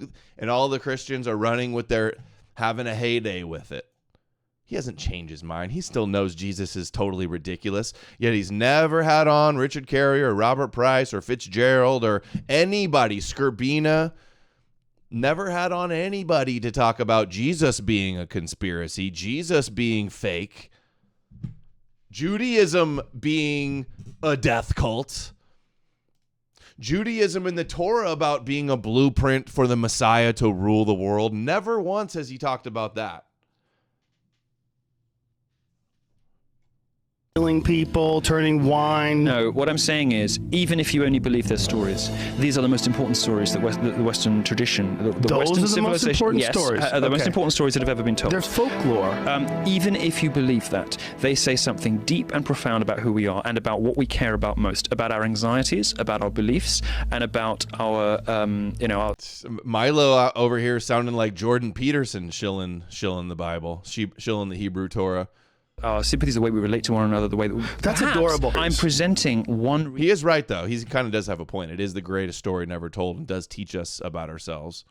Reason why you should be less flippant and dismissive about religion, because you are too smart about religion. I'm flippant and you are dismissive far about it because I can't believe it's still smart. here. You are far too smart. You are far too intelligent this and is individual adorable. to treat religion with the amount of contempt you do. The reality is we're talking about myths. It seemed like the discussion was settling down a little, until Milo claimed Joe was only mocking Christianity to provoke a reaction. You can disagree with... accept $5. Evolution so elegantly and coherently and simply explains virtually all we see about life on Earth.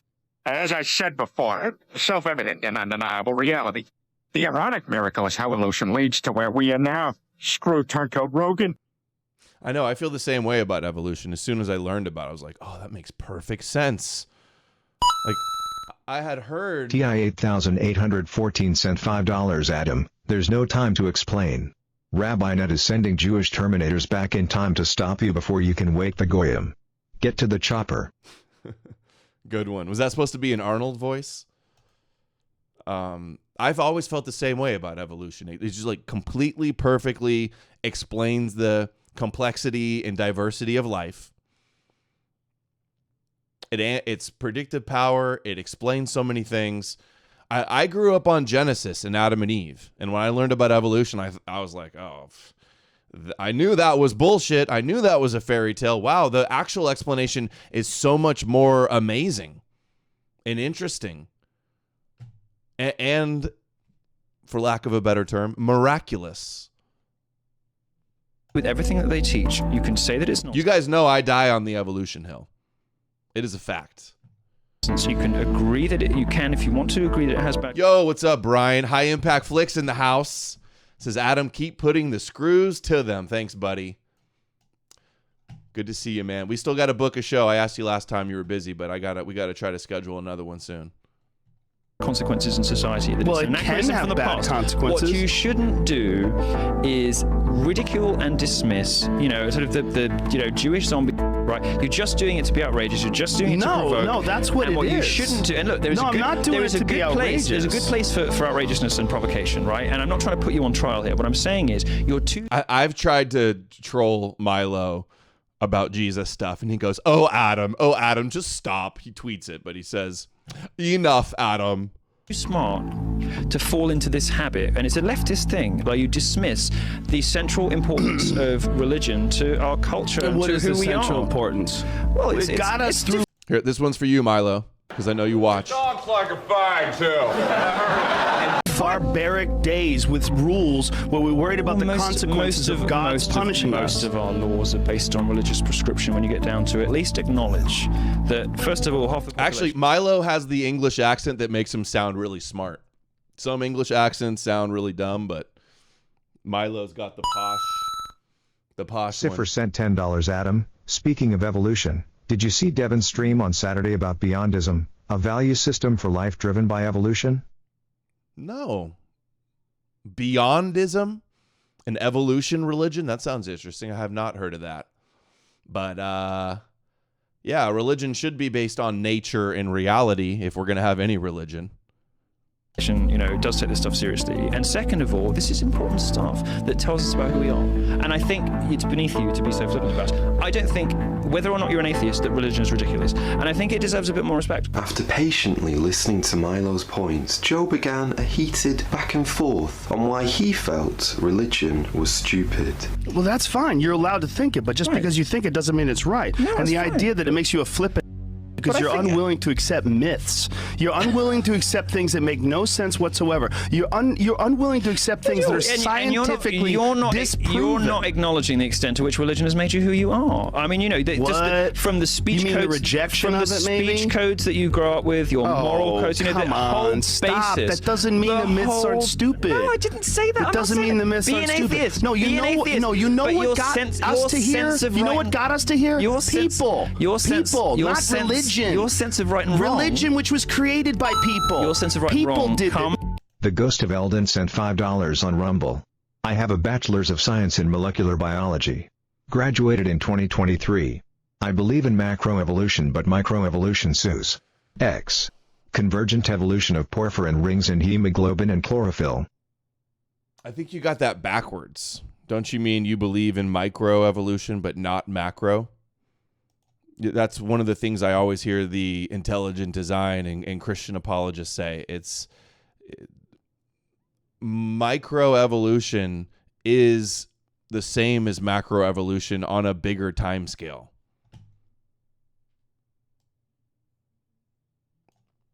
There aren't two different types of evolution. There's only one type of evolution. Adaptation, natural selection.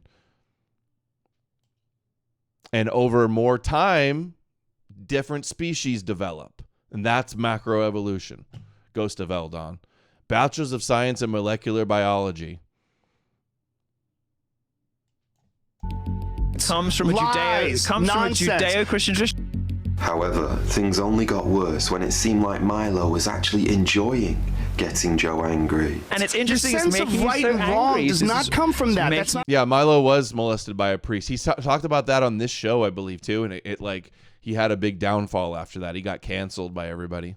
He's very angry. It's not true. Your sense of right and wrong comes from You got to stop saying that because it's not true. I haven't got to stop saying it. It's cultural. It's cultural. Addition, a big part of and they're not culture. Judeo-Christians, are they? No. It's cultural. Yes, exactly. It is cultural. And you grew up in a Judeo-Christian culture. Therefore, you have good values that I agree with. You made my argument for me. You made my argument for me. You just made it for me. You grew up in a place with Christianity. You're a good person. Milo. I'm elected for million, sent $5. Thomas Roswell, I could survive the job, is a practicing Germanic pagan and also believes in evolution. I don't know what I believe personally, but it shows our native religion is compatible with reality, unlike Christianity.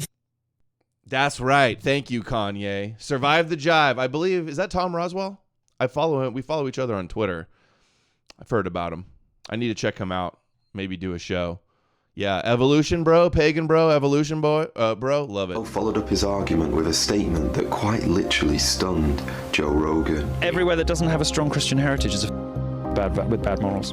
That's a ridiculous statement. That's a ridiculous statement. Everywhere that doesn't have Judeo-Christian... Jewish, everybody that doesn't have the Jewish Bible, did you hear how he... Freudian slipped it? You made my argument for me. You made my argument for me. You just made it for me. You grew up in a place with Christianity. You're a good person. Milo followed up his argument with a statement that quite literally stunned Joe Rogan. Everywhere that doesn't have a strong Christian heritage is with bad morals. That's a ridiculous statement. That's a ridiculous statement. Everywhere that doesn't have Judeo-Christian values. Plays? I think that, yes. You need your Judeo-Christian values, Goy. Hey, Europeans, you'd be nothing without your Judeo-Christian values and your Judeo-Christian Bible and your Judeo-Christian God. Cool it with the anti-Semitic remarks. Cool it, Rogan. I think it should be perfectly reasonable, respectable thing to say that our culture is better. I believe our culture is better than everywhere else in the world. European and American culture, which is based on Judeo-Christian values, is better than other cultures. I think it's uncontroversial to say so. But what's based on Judeo-Christian values about being a good person? Ultimately, our sense of right and wrong comes from the Bible. What? It does. What comes from the Bible? Ultimately, our sense of right and wrong comes from the Bible. our sense of right and wrong. I think your sense think there's the only way that a person could have ethics and morals and treat each other well. No, I didn't say the only way. Don't you think that people understand what's good and what's bad? It was clear that the conversation was no longer peaceable, and Joe was actually struggling to keep his cool. So as the host, he tried to bring a bit of order to the conversation. Listen, if we're going to have a conversation, we can't keep talking over each other like this. When someone is trying to make a point about something that's complex like this, if you think that the only way for a person to have ethics or an understanding of each other or compassion for each other is to rely on ancient myths that are easily scientifically disproven, well, that's what Christianity is. No, I didn't say that. I said that's that what the Bible is. the specific set of values that you have is influenced more than you would like to admit by your Judeo-Christian heritage. There is a segment in the debate that I decided. All right. Joe Rogan says, I'm sticking with Jesus. We watched that one already. And survive and come back to the future. Where would you go? Jesus. What if the other guy that's there at the UFC doing the walk-ins with Trump, that's doing all the Trump song, okay? There's nobody there. Even better, I get it all myself, just me and Jesus? No, I mean, what if Jesus wasn't there? What if you go back and you're like... Dude. Oh, big brain stuff here on Rogan with Kid Rock. I'll get them all to myself. It's like, dude, he meant if Jesus isn't there, retard. The Ghost of Eldon sent $5 on Rumble. Macroevolution natural selection. X Darwin speaks. Micro like the evolution of DNA. It really is a thermodynamic miracle. I think it's still a developing understanding. Whatever it is, it's divine. I wouldn't say divine. I'd say it's amazing, not divine. Divine means God did it. Means there's a magical sky daddy that used some supernatural power and he did it. I think it's just a phenomena of the natural universe. Look at how dumb Kid Rock is here. He's like, good, I'll get Jesus all to myself. It's like, no, idiot. He meant if you go back to see Jesus and he's not there because he's not real. So funny. My little sister. If you could go to one place, where would you go? If you had one shot, you can go back in time once and survive and come back to the future. Where would you go? Jesus. What if there was nobody there? Even better, I get it all myself, just me and Jesus? No, I mean... I get them all to myself. What do you want to do with Jesus alone, privately, with nobody around, Kid Rock? What if Jesus wasn't there?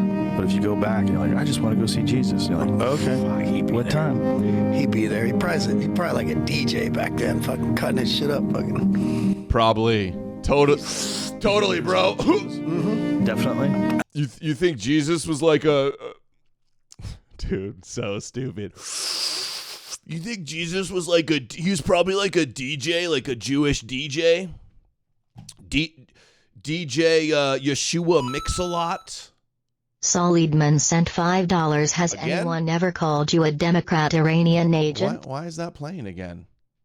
Did you send that twice on accident or something, buddy? I already answered that one. Absolutely. 1000%. What makes you convinced? My faith. Joe Rogan's. So he just thought in his head, nah, don't do it. Asmongold earlier, he's like, fuck it, and went for it. Him, when he was with Milo, I guess the gayness irritated him so much, antagonized him, he went for it. But he's thinking to himself, whatever he's thinking to himself, he's keeping to himself right there. You know that. Kid Cock loves Jesus. Good one, Orson. That's funny. I mean, that's a good answer. That's the dumbest answer ever. If you could go to one place, where would you go? If you had one shot, you can go back in time once and survive and come back. That's a good answer. Like, he's literally thinking that's the dumbest answer I've ever heard. Wes Huff gives the historical take on the death and resurrection of Jesus. Are we going to do this? The Joe Rogan We're not going to have time for the Roseanne Ian Carroll. We're going to have to cover that later. Let's see what else I have here. Reacting to Ye's song. This is funny.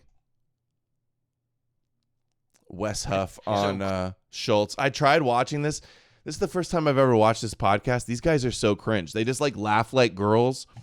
When things aren't even the slightest bit funny, they just cackle as if it's hilarious.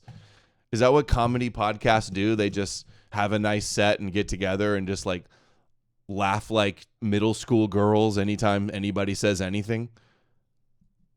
I was watching like, who listens to these idiots? Yeah. So Christianity is this like small fringe movement of a bunch of, and early on they're still associated in the pagan world with the Jews. They're like a group of Jews. They just follow this. So they're thought of as Jews. Yeah. And now they hate pagans and don't realize that that's for the benefit of the Jews. At the time, but like an offset of Judaism. Yeah. Because they kind of are, but right? Stranger. Because so your religion in the ancient world is largely tied to your ethnicity. Right. And not anymore, Goyim. No more ethnic gods for you. You will worship the King of the Jews. Nothing sus there. So conversion wasn't unusual. This is interesting. Yeah. Conversion wasn't unusual in the ancient world. In fact, if you got married and you were like a pagan Roman, it was expected that you would convert to your husband's religion. That's particularly if they... Hold on. Jesus was a DJ? Did he really say Jesus was a DJ? That's literally Talladega Nights moment. Kid Rock's like, oh, hold on. I got to go back to it. We got to play that. The future, where would you go? Jesus. What if there was nobody there? Even better, I get all myself. Just be Jesus. No, I mean, what if Jesus wasn't there? What if you go back and you're like, I love the music. Okay. 103,000 likes, guys. 6,000, almost 7,000 comments. I bet you we can go to these comments and all the top ones are going to be like, I was a homeless drug addict that beat my wife and then I found Jesus and now I'm forgiven and saved. And I bet you every top comment's like that. We'll go check. Okay. What time? He'd be there. He'd probably like a DJ back then, fucking cutting his shit up. Fucking. Yeah, Jesus was probably like a DJ. Know what I mean, man? DJ, it says he's a carpenter, but I think that was just the Hebrew word for DJ. I like to picture Jesus in a tuxedo t-shirt because it says like, I want to be formal, but I'm here to party too. Because I like to party, so I like my Jesus to party. I just imagine Jesus up on stage like Leonard Skinner, just singing the chorus solo, lighting up the guitar in front of millions of people, millions of angels, Jesus up on the stage. That's how I like my Jesus. Did anybody in the chat tell me about that one? I need you guys to remind me about the sound bites. I need to sample that one. DJ Race Mixer. That's funny. They had house gods, which was common. Okay. But the Christians and the Jews were unusual in that they just denied everybody. Kid Rock's like, just I'll go back in time, my time machine. I'll have Jesus all to myself. We'll be drinking Budweisers. We'll be up on stage just rocking out. I'll be up there with the mic and DJ Jesus will just be up there spinning those records. Everybody else's gods existed. Fire. So actually one of the earliest, which was common. Okay. But the Christians and the Jews were unusual in that they just denied everybody else's gods existed.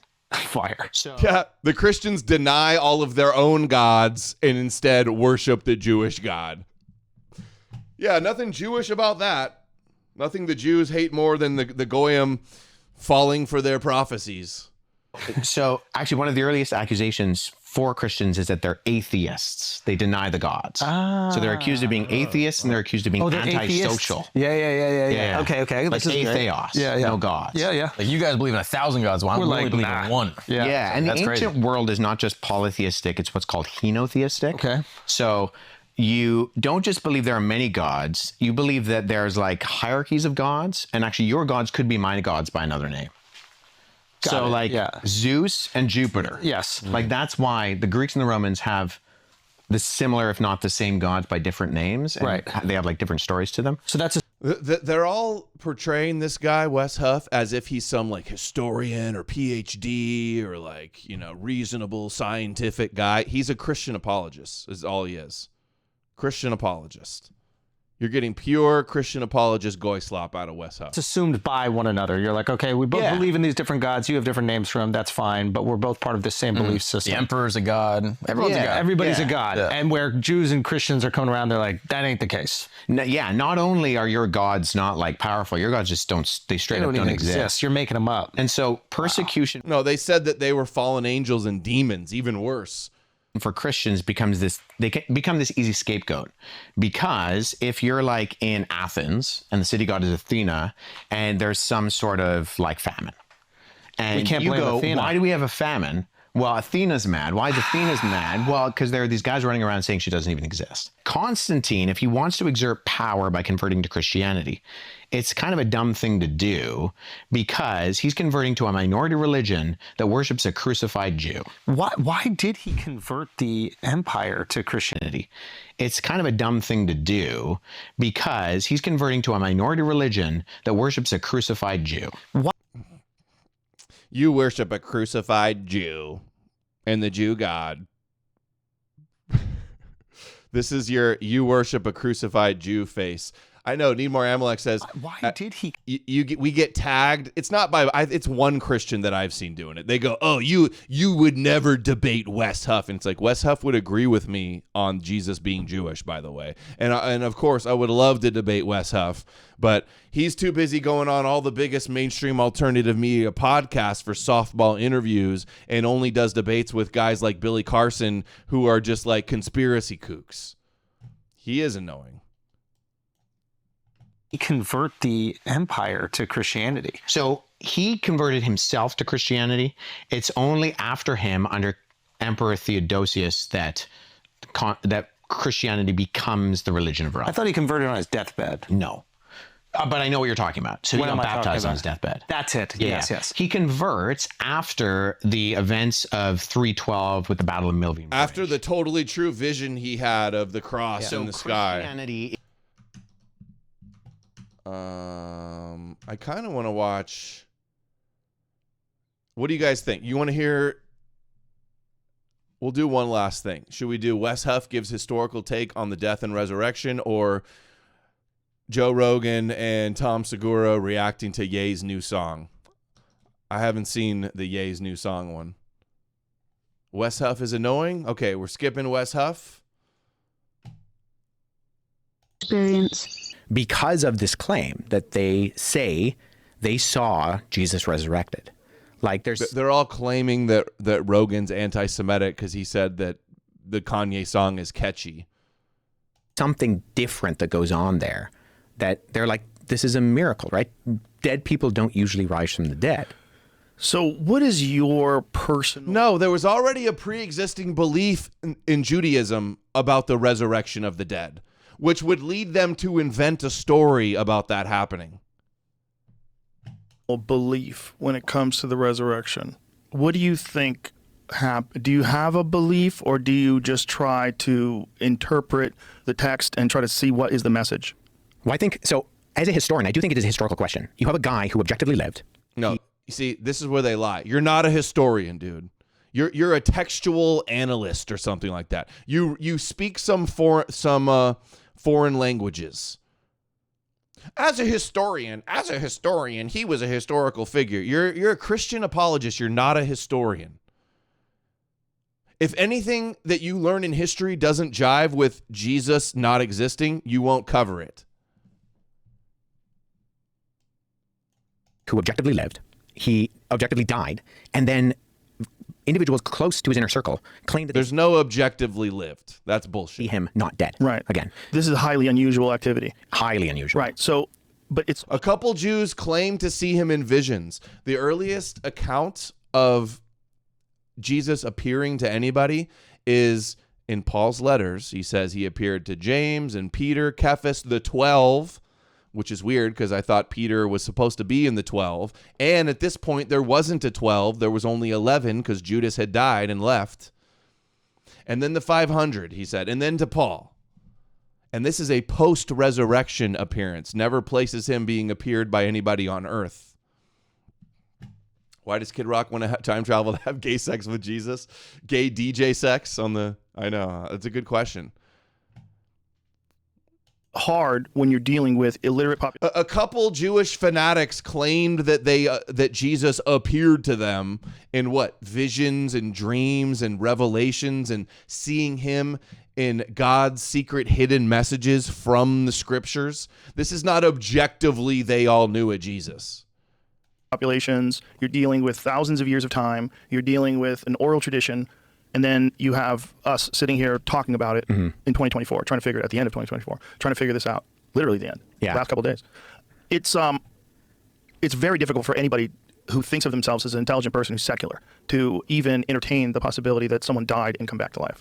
And I get that, but we've already talked about the fact that we don't think that the only thing that exists is matter and motion. We as in you and I, right? Like, we believe that there's something else going on in this world. There must be something else. Hey, we all agree something else is happening. So why can't Jesus do all this magical Jewish fairy tale shit? Why? So we don't know all the answers to everything. So Jesus, the magical Jewish superhero Jesus, raising from the dead and born a virgin, like, it could be possible. Come on. This is such weak apologetics, so pathetic. But we've already talked about the fact that we don't think that the only thing that exists is matter and motion. We as in you and I, right? Like, we believe that there's something else going on in this world that's a little bit crazy. There's something else. And that to, I think, exclude that, excludes something that you're kind of putting blinders on for. And don't believe in magical Jewish myths and you're putting blinders on. Anti-Semitic blinders. You don't believe in the Jewish fairy tales? Anti-Semitic blinders. You're right in terms of all of these ancient conventions and the ways that things were spread around. Zonda, you don't send $5 at him. You sure is often the best part of my day. It has become an inexpensive habit and slightly guilty pleasure. Dunking on Christ and being a true savior of the Goyim is awesome. Thanks again for your intelligent analysis. You're welcome, Zornder Edom. Thank you for making the stream, helping to make the stream possible. I'm glad it's the favorite part of your day. It's the favorite part of my days too. The Gospels are written in the lifetime of the eyewitnesses, and they're written in this period of time where you have groups of individuals who could have. The Gospels are not written by eyewitnesses, and arguing that it's in the lifetime of eyewitnesses is presupposing that there was a lifetime. The Gospels, most scholars believe, I believe, they're written, the first Gospel, Mark, is written after 70 AD. Jesus supposedly died in the early 30s. That's 40 years later. We're supposed to trust some ancient Jews who are telling a magical story written 40 years after the fact? And then when the earlier versions we have of Jesus, it's no biographical details, it's no miracles, it's no parables, it's no him walking around Jerusalem and hanging out with disciples. Fact check those things. So how do you fact check someone coming back from the dead? Well, nobody fact checked Jesus coming back from the dead. Everything that this guy says is garbage. Saw his body, right? Come on. Rest your head on natural luxury. Avocados certified or. Well, Paul says that 400 people saw him all at once. 400 people saw the crucifixion? No, saw the resurrected Jesus. Yeah, 1 Corinthians 15. Paul says it's 500. I've covered this video before. It's 500 people. And Richard Carrier talks about how Pentecostus is very similar to Pentecost. There's only 2-letter difference between the two words, and he thinks that got scrambled up. The appearance to the 500 is not in any of the Gospels. It's only in Paul's letter, which was written first, and none of them repeated that very important detail because it didn't happen. And his proof that, they could fact check is that Paul claims 500 people saw it. So one person claims 500 people saw it, but none of those 500 people ever wrote anything down or talked to anybody who wrote anything down. Everything about this guy is just pure slop apologist. And all of the mainstream alternative media gatekeeper shills are all promoting him for softball interviews, shoveling the mud Jesus into the culture. And you guys don't see anything suspicious about it, huh? That Jesus appeared to the disciples, and then he appeared to 400 people all at once. I mean, if we read the Gospel of Luke and the Gospel of Luke and Acts, so same author wrote these both documents, he says that Jesus was walking around teaching them for 40 days after he was resurrected from the dead.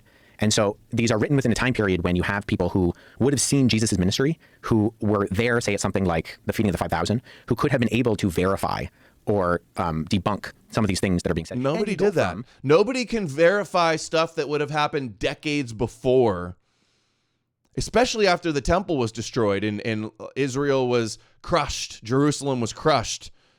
They start saying, hey, this stuff happened 40 years ago, 50 years ago. And he's saying they could go back and fact check it. There was nobody fact checking those things. Did they have the internet? Did they have newspapers? How are they going to fact check? A bunch of scared guys who, because Jesus wasn't the only messianic figure who arose and claimed to be the Messiah. Right. There were a number of individuals both prior to and after Jesus, but they die and the movement dies with them. Do you think... Layla says he sounds even more gay when sped up. He does come off as kind of gay. My understanding, he has a family and kids, and he's Canadian. Keep that in mind. It's the Canadian accent that comes off as gay. Think it's possible that he didn't die? And do you think it's and the schmedium little shirts he wears? Possible that they thought he was dead? Because that does happen. See, I wear double there was actually XL. A case very recently where a guy was and even those are tight for organs. They thought he was dead, and this guy started moving again and came back to life. It's a very, very bizarre case because his family had been told that he was going to be harvested for organs. They were preparing for that. God. And this guy comes back. All right. We know a lot about Roman crucifixion. And we know that, and we know that they did their job well. Yeah. And so, in fact, if you look at, say, very skeptical biblical scholars, like non-believing, atheist, agnostic Christian scholars, they will say if we can know anything about Jesus, like they'll cast it down on a lot of the things that we read about in the Gospels in terms of the actual historical Jesus of Nazareth. They'll say one thing we can be sure of is that he died by crucifixion under Pontius Pilate. Yeah, secular scholars like Bart Ehrman says, oh, we know for sure he definitely did that. No, we don't. No, we don't. Secular scholars, atheist scholars are really just neoconservative Christian apologist. Bart Ehrman received all of his education at Christian apologist evangelical Zionist universities. Because we have not just multiple attested documents that we refer to as the New Testament, but Roman and Greek and Jewish writers. They're not multiple attested documents. Have you not heard of the synoptic problem, buddy? Matthew copied Mark, Luke copied Matthew and Mark. And John came later, probably knew them all, but disregarded lots of it. Writers refer to... What? Who's attesting to Jesus? Paul, the author of more books of the New Testament than anybody? He never knew an earthly Jesus. Oh, it's attested by everybody. You mean like Paul, the earliest documentation we have of Jesus, and he never knew a Jesus? It really bothers me that Joe Rogan and all these big platforms bring him on, and they don't know the information to push back on this. They're just allowing all of the Christian apologist disinformation to run amok and don't platform anybody to expose it. To that claim afterwards and talk about the fact that you have this guy, and it's mocked within earliest Christianity. So one of our earliest, in fact, not one of, the earliest depiction of Jesus on the cross is called the Alexamenos Graphido, and it's probably from the end of the first century, and it's it depicts... So after the Gospels? An individual with their arms raised in an act of worship, worshiping a man with a donkey's head who's being crucified. Whoa. And right beside it, it says, Alexamenos worships his God in Greek. Whoa. And it's mocking, right? Because crucifixion was for the lowest of the low. It was for, like, slaves. In fact, if you were a Roman citizen, you were banned from being crucified. Who was it that got crucified upside down? Peter. Another story. Another later tradition story. Why was it? Because like regular crucifixion wasn't good enough for him, or what was it? He didn't deserve it because Christ had gone through it. Well, so the story is that they say we're going to crucify you, and he says it's like too big of an honor to die like my Lord, and they say, well, we can fix that. Oh Jesus! Shut your mouth, buddy. Listen, the Romans were pretty brutal. Oh yeah. But this is why we know. Like we have, it's interesting. We know a lot about crucifixion, but crucifixion was seen as so disgusting. I believe it was Cicero who said that like the word crucifixion shouldn't even be on a Roman man's lips. Wow. I mean, the word excruciating, right. Ex is off of in Latin, and crus, off the cross. I don't know why that didn't play. Let's try it again. From, who was that? Watch the Collapse sent that one? Come on, Power Chat. Power Chat is loading. Let's try it again. Watch the Collapse podcast sent $2 on Rumble. Wes Huff reminds me of that character from the movie Small Soldiers, except not jacked. Never seen Small Soldiers. He's pretty jacked, though, to be honest. On the Andrew Schultz thing, he said he could bench 400 pounds. He's jacked for Jesus. He went to the... He would fit right in at that Adam Devine HBO show, where they're all lifting weights. All the Jesus bros are lifting weights. So that's where we get that word, is because this was designed to humiliate, and it was designed to be as painful as possible. There was actually a really good article done by JAMA, the Journal of the American Medical Association, which was done by a number of, I think it was in the 70s, or the early 80s. It was done by a group of biblical scholars and then medical professionals. And so they looked at the conventions of what we do know about Roman crucifixion, and then they looked at the descriptions in the gospel to try to figure out, okay, if we could diagnose how Jesus died, how would he have died? And so they basically came up with this idea that he probably asphyxiated to death. You kind of drown in your own blood. But the chances of Jesus surviving the crucifixion, I think, are narrow to none. And the chance of... Oh my God. Nobody thinks he survived the crucifixion. Why are you talking about this stupid shit? We're saying it's a myth and it didn't happen, not that he survived it. Appearing 3 days later, completely fine. I mean, you don't... If the first thing you do, if you survive... 3 days, what do you know? Just according to all the prophecies. 3 days in the whale, 3 days in Hosea, 3 days can be interpreted from Daniel as well. Come on. This is such a joke.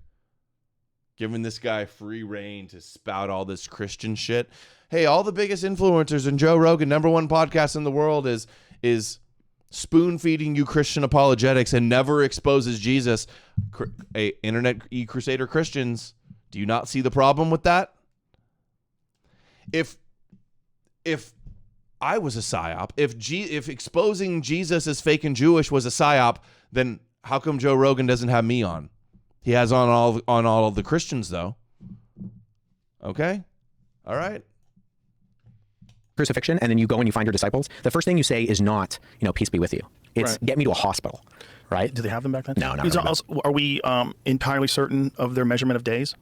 So this is an interesting question because of the differences between when the Gospel of John says Jesus died compared to the Synoptics. Because John appears to be using the Roman convention of counting time, and the other Gospels, when they describe the timing, appear to be using the Jewish ones. And actually, if you correlate between the two, they match up pretty well. So the thing is, look, so he just said the Synoptic Gospels, Matthew, Mark, and Luke, contradict John. John has Jesus being... he is the Passover lamb on the Passover day, and the other days have it the night before. And he's like, oh, he's got some cope. Oh, he's doing different calendars, and this is explainable. It's like, no, bitch, stop the pilpul. Any part of a day was considered a day. So 3 days and 3 nights becomes almost an idiom for any part of that day is the day.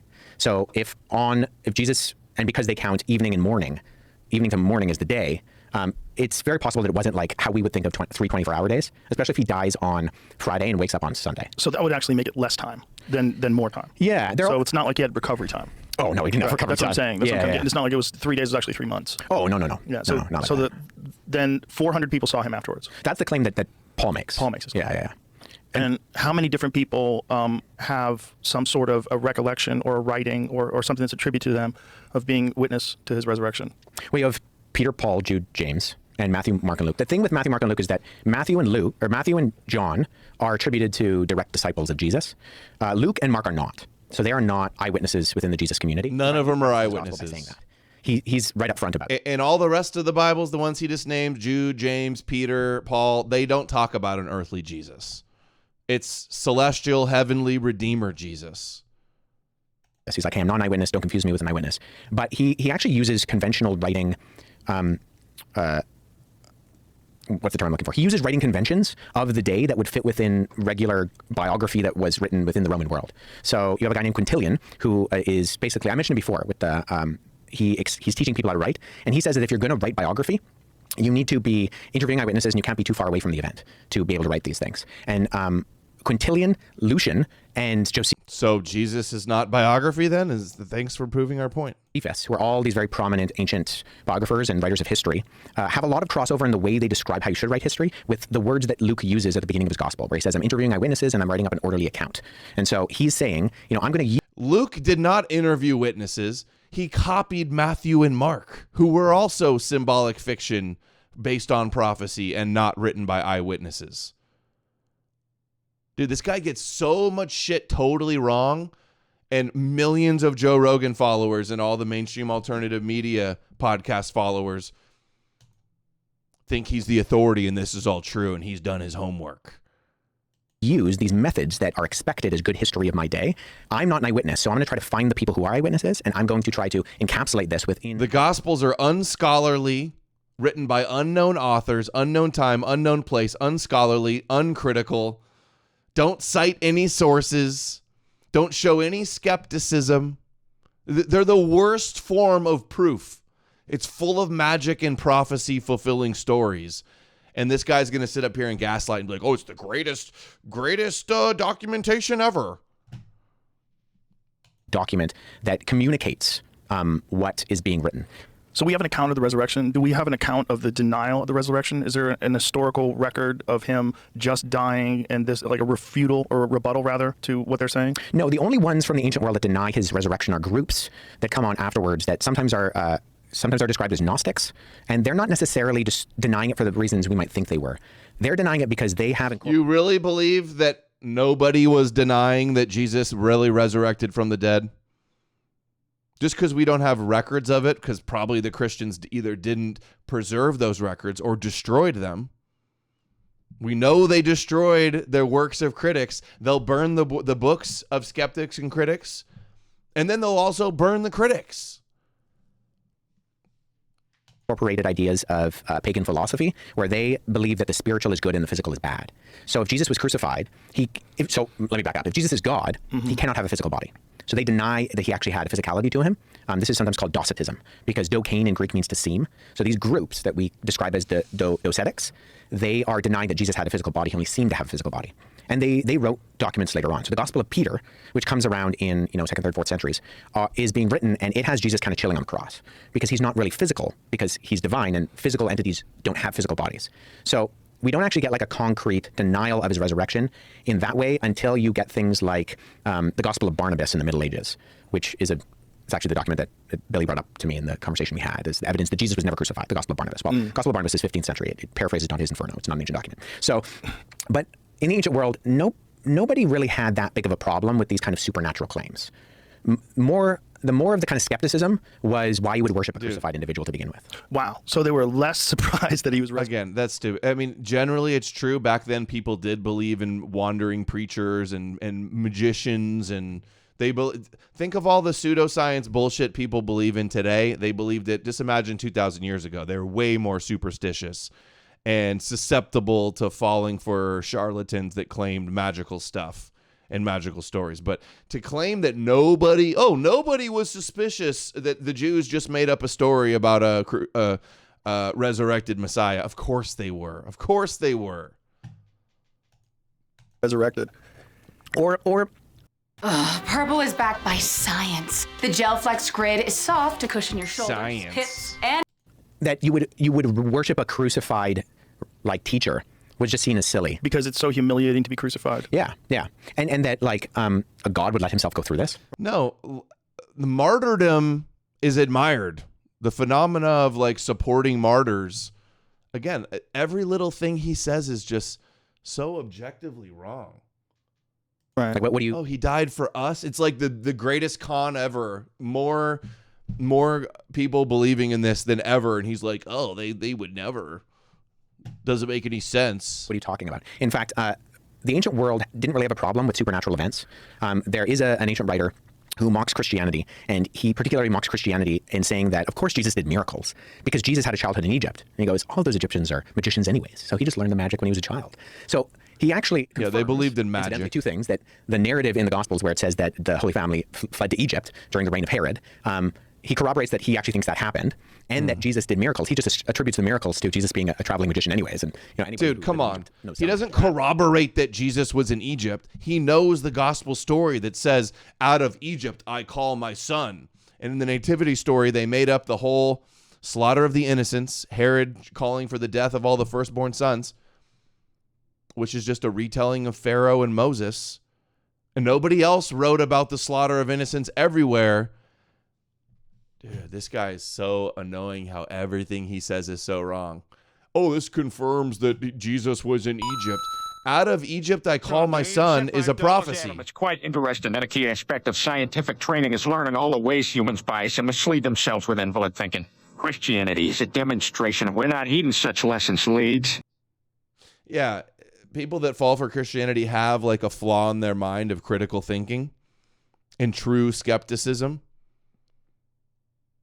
And so already Christianity is filtering people that don't have the best critical thinking. And then you get videos like this where everything the guy says is off base. That is what's really fascinating, that the mindset of the people that lived back then was that whatever was going on in Egypt was so crazy that they had to be magicians. Yeah. Yeah, but everybody believed in supernatural events. Like, there's no such thing as like a secular work in the ancient world. Even Plutarch, who's one of the most famous biographers in the ancient world, he wrote 90 biographies, of which 60 still survive today. He was a priest of Apollo. So like, he's already assuming that the gods exist, that crazy things are going to happen in the world. And so they didn't have a problem with people doing miracles or crazy things happening. Well, that's also why it's so interesting trying to... Yeah, and Jesus is just as fake as all the other miracles that they believed in. Your mind into the context of people that lived back then when you try to interpret what these stories were all about, because they did believe in things that weren't real. So when Labrat sent $10. Alex O'Connor debunked Wesley so hard, then Wesley makes a video debunking himself. Such a joke.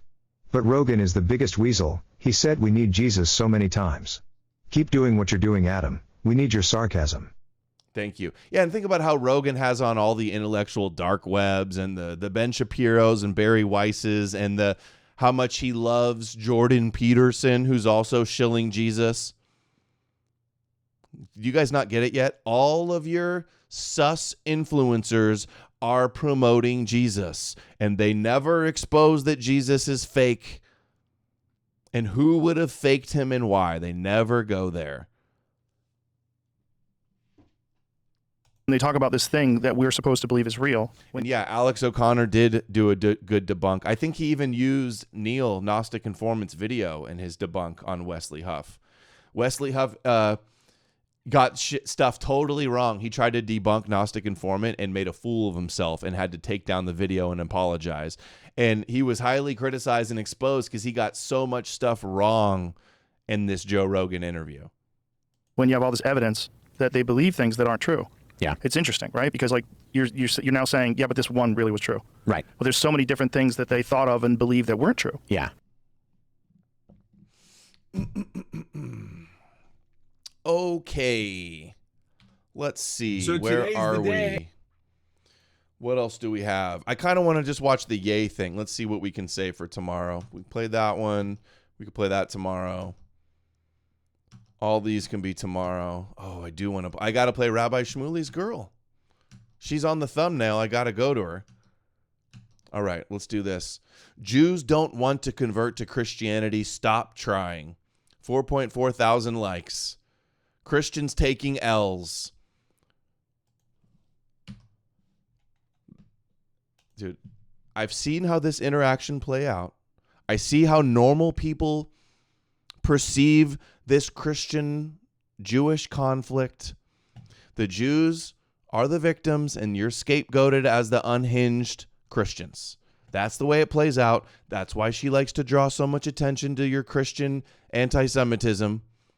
It's not going to work. They're waiting for it. But Catholic Jew hatred. To say something nice about Rabbi Shmuley. I will pray for him. I will pray for his conversion into Christianity. Go away with your unholy prayers. We don't want them. These Catholic extremists have been trying for 2,000 years to make us Jews Christian. But see, we've always been the victim of these evil, crazy Christians. They want us to bow down to their Messiah. For 2,000 years, we Jews literally chose to have our throats slit and to be burned alive in public rather than convert to Christianity. It's not ever going to happen. We don't want it. It's the chutzpah that... She says it's not ever going to happen, but it has happened. It's Jews that started Christianity. There's lots of Messianic Jews today and growing. Really gets me. These Catholic Jew haters study our Torah. They worship a Jew. They appropriated the entire Jewish story. They didn't appropriate the story. Jews came up with their own version of the story and then took it to the Gentiles. It's your fault there is a Christianity bitch. It's not her fault, but it did come from Judaism. See, this is what they'll always have on you. Oh, you hate them, but you worship their God. You worship a Jew. You believe in their prophecies. You read their Torah. Guess who she can't say that to? Guess who none of these rebuttals work on? Me, us. We don't want it. It's the chutzpah that really gets me. These Catholic Jew haters study our Torah. They worship a Jew. They appropriated the entire Jewish story. They're the new chosen people. They are the new Israel. Oh, you want to be the Jews? You want to read their Torah? You want to believe in a Messiah? 4.4 thousand likes, guys. You guys are falling into the trap and losing with these talking points. The only problem Candace Owens and these Christians have with Jews is that they don't believe in Jesus. That's their only problem. That's the main problem. And who cares about them not believing in a Messiah that was meant to conquer us to begin with? Who cares? I'm not interested in any religion that has anything to do with Jewish prophecies and Jewish messiahs. They have a New Testament. 90% of their religion comes from our religion, and they have the chutzpah to tell us Jews how to be religious. I'll pray for you to convert. You celebrate our holidays. Get the hell out of here. Right now, everyone is focused on Islamist Jew hatred, understandably so, but Catholic Jew hatred made Jewish life a living hell for 2,000 years. And it's back, my friends. See, so much highlighting the medieval Christian blood libel tropes, fighting over birthright like Esau. Good one, see through it all. Right. Everybody's fighting on who's the true Jews, who the real Messiah is. This is all within the Jewish paradigm where they come out on top. I've seen how this plays out. I'm an expert on anti-Semitism. I see how the Christian anti-Semitism is destined to lose. You have to be blind to not see it. You can't get most Christians on board. You can't get the non-believers on board with this. You look stupid hating Jews for killing God when it's God's plan. Labrat sent $40. Thank you. This makes a nice $300. Thumbs up emoji. Right. Go watch the old Matthew North video on the sponsors of Rogan. That explains a lot. Now Rogan does ExpressVPN ad reads. He's basically a male Oprah now, surrounded by yes men. Absolutely. Matthew was all over Rogan. Rogan Jones, mainstream alternative media. Trust me. I wish he could see it. I wish he could see what's planned out. What's played out, I should say. Okay, let's see. I think we got one more of her. To say something nice about my Shmuley. I will pray for him. I will pray for his conversion into Christianity. Go away with your Why is this unholy prayer. There we go. Thing in the whole world. And now there are Catholic.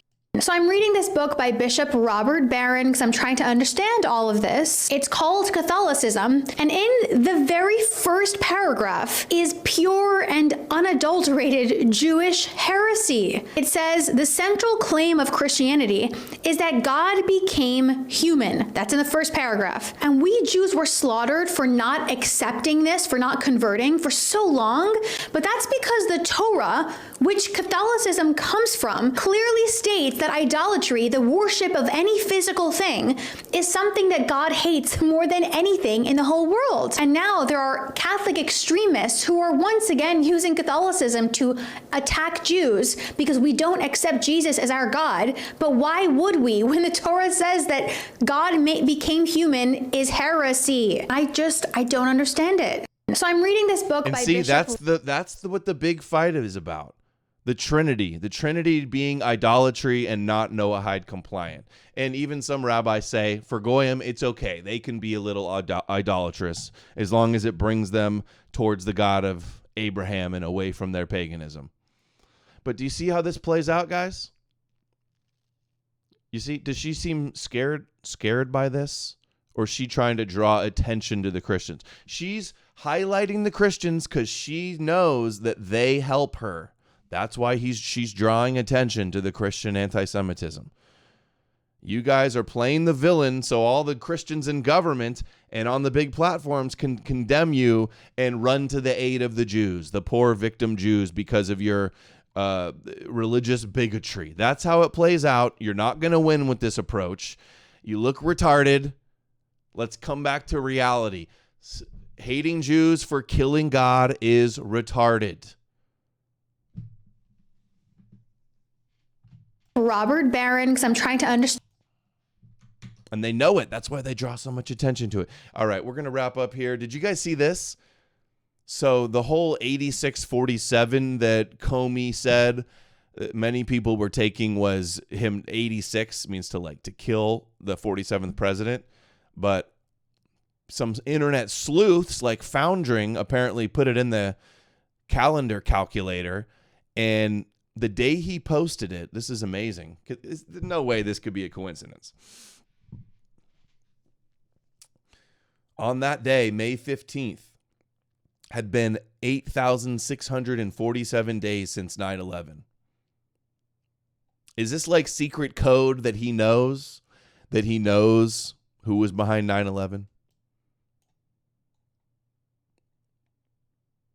Would that be more wild than him calling for the president to be assassinated? It's actually, everybody thinks it's a code, but secretly it's hidden that he knows about who did 9/11. Is this a threat? Is this an open, veiled threat to Trump and his cabal?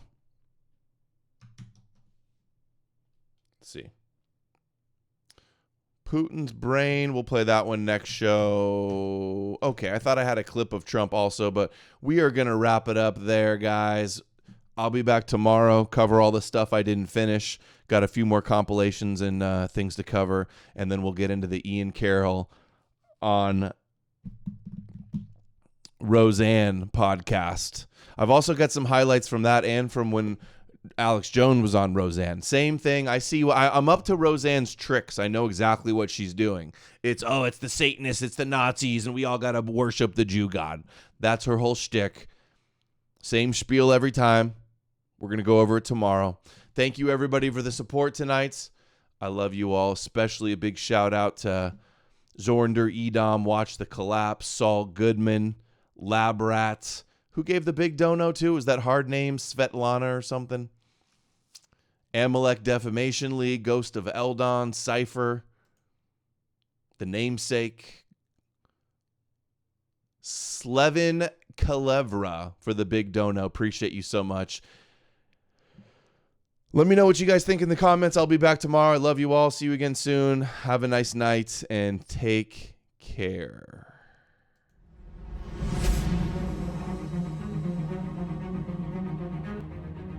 Hail the old gods, down with Yahweh, of course.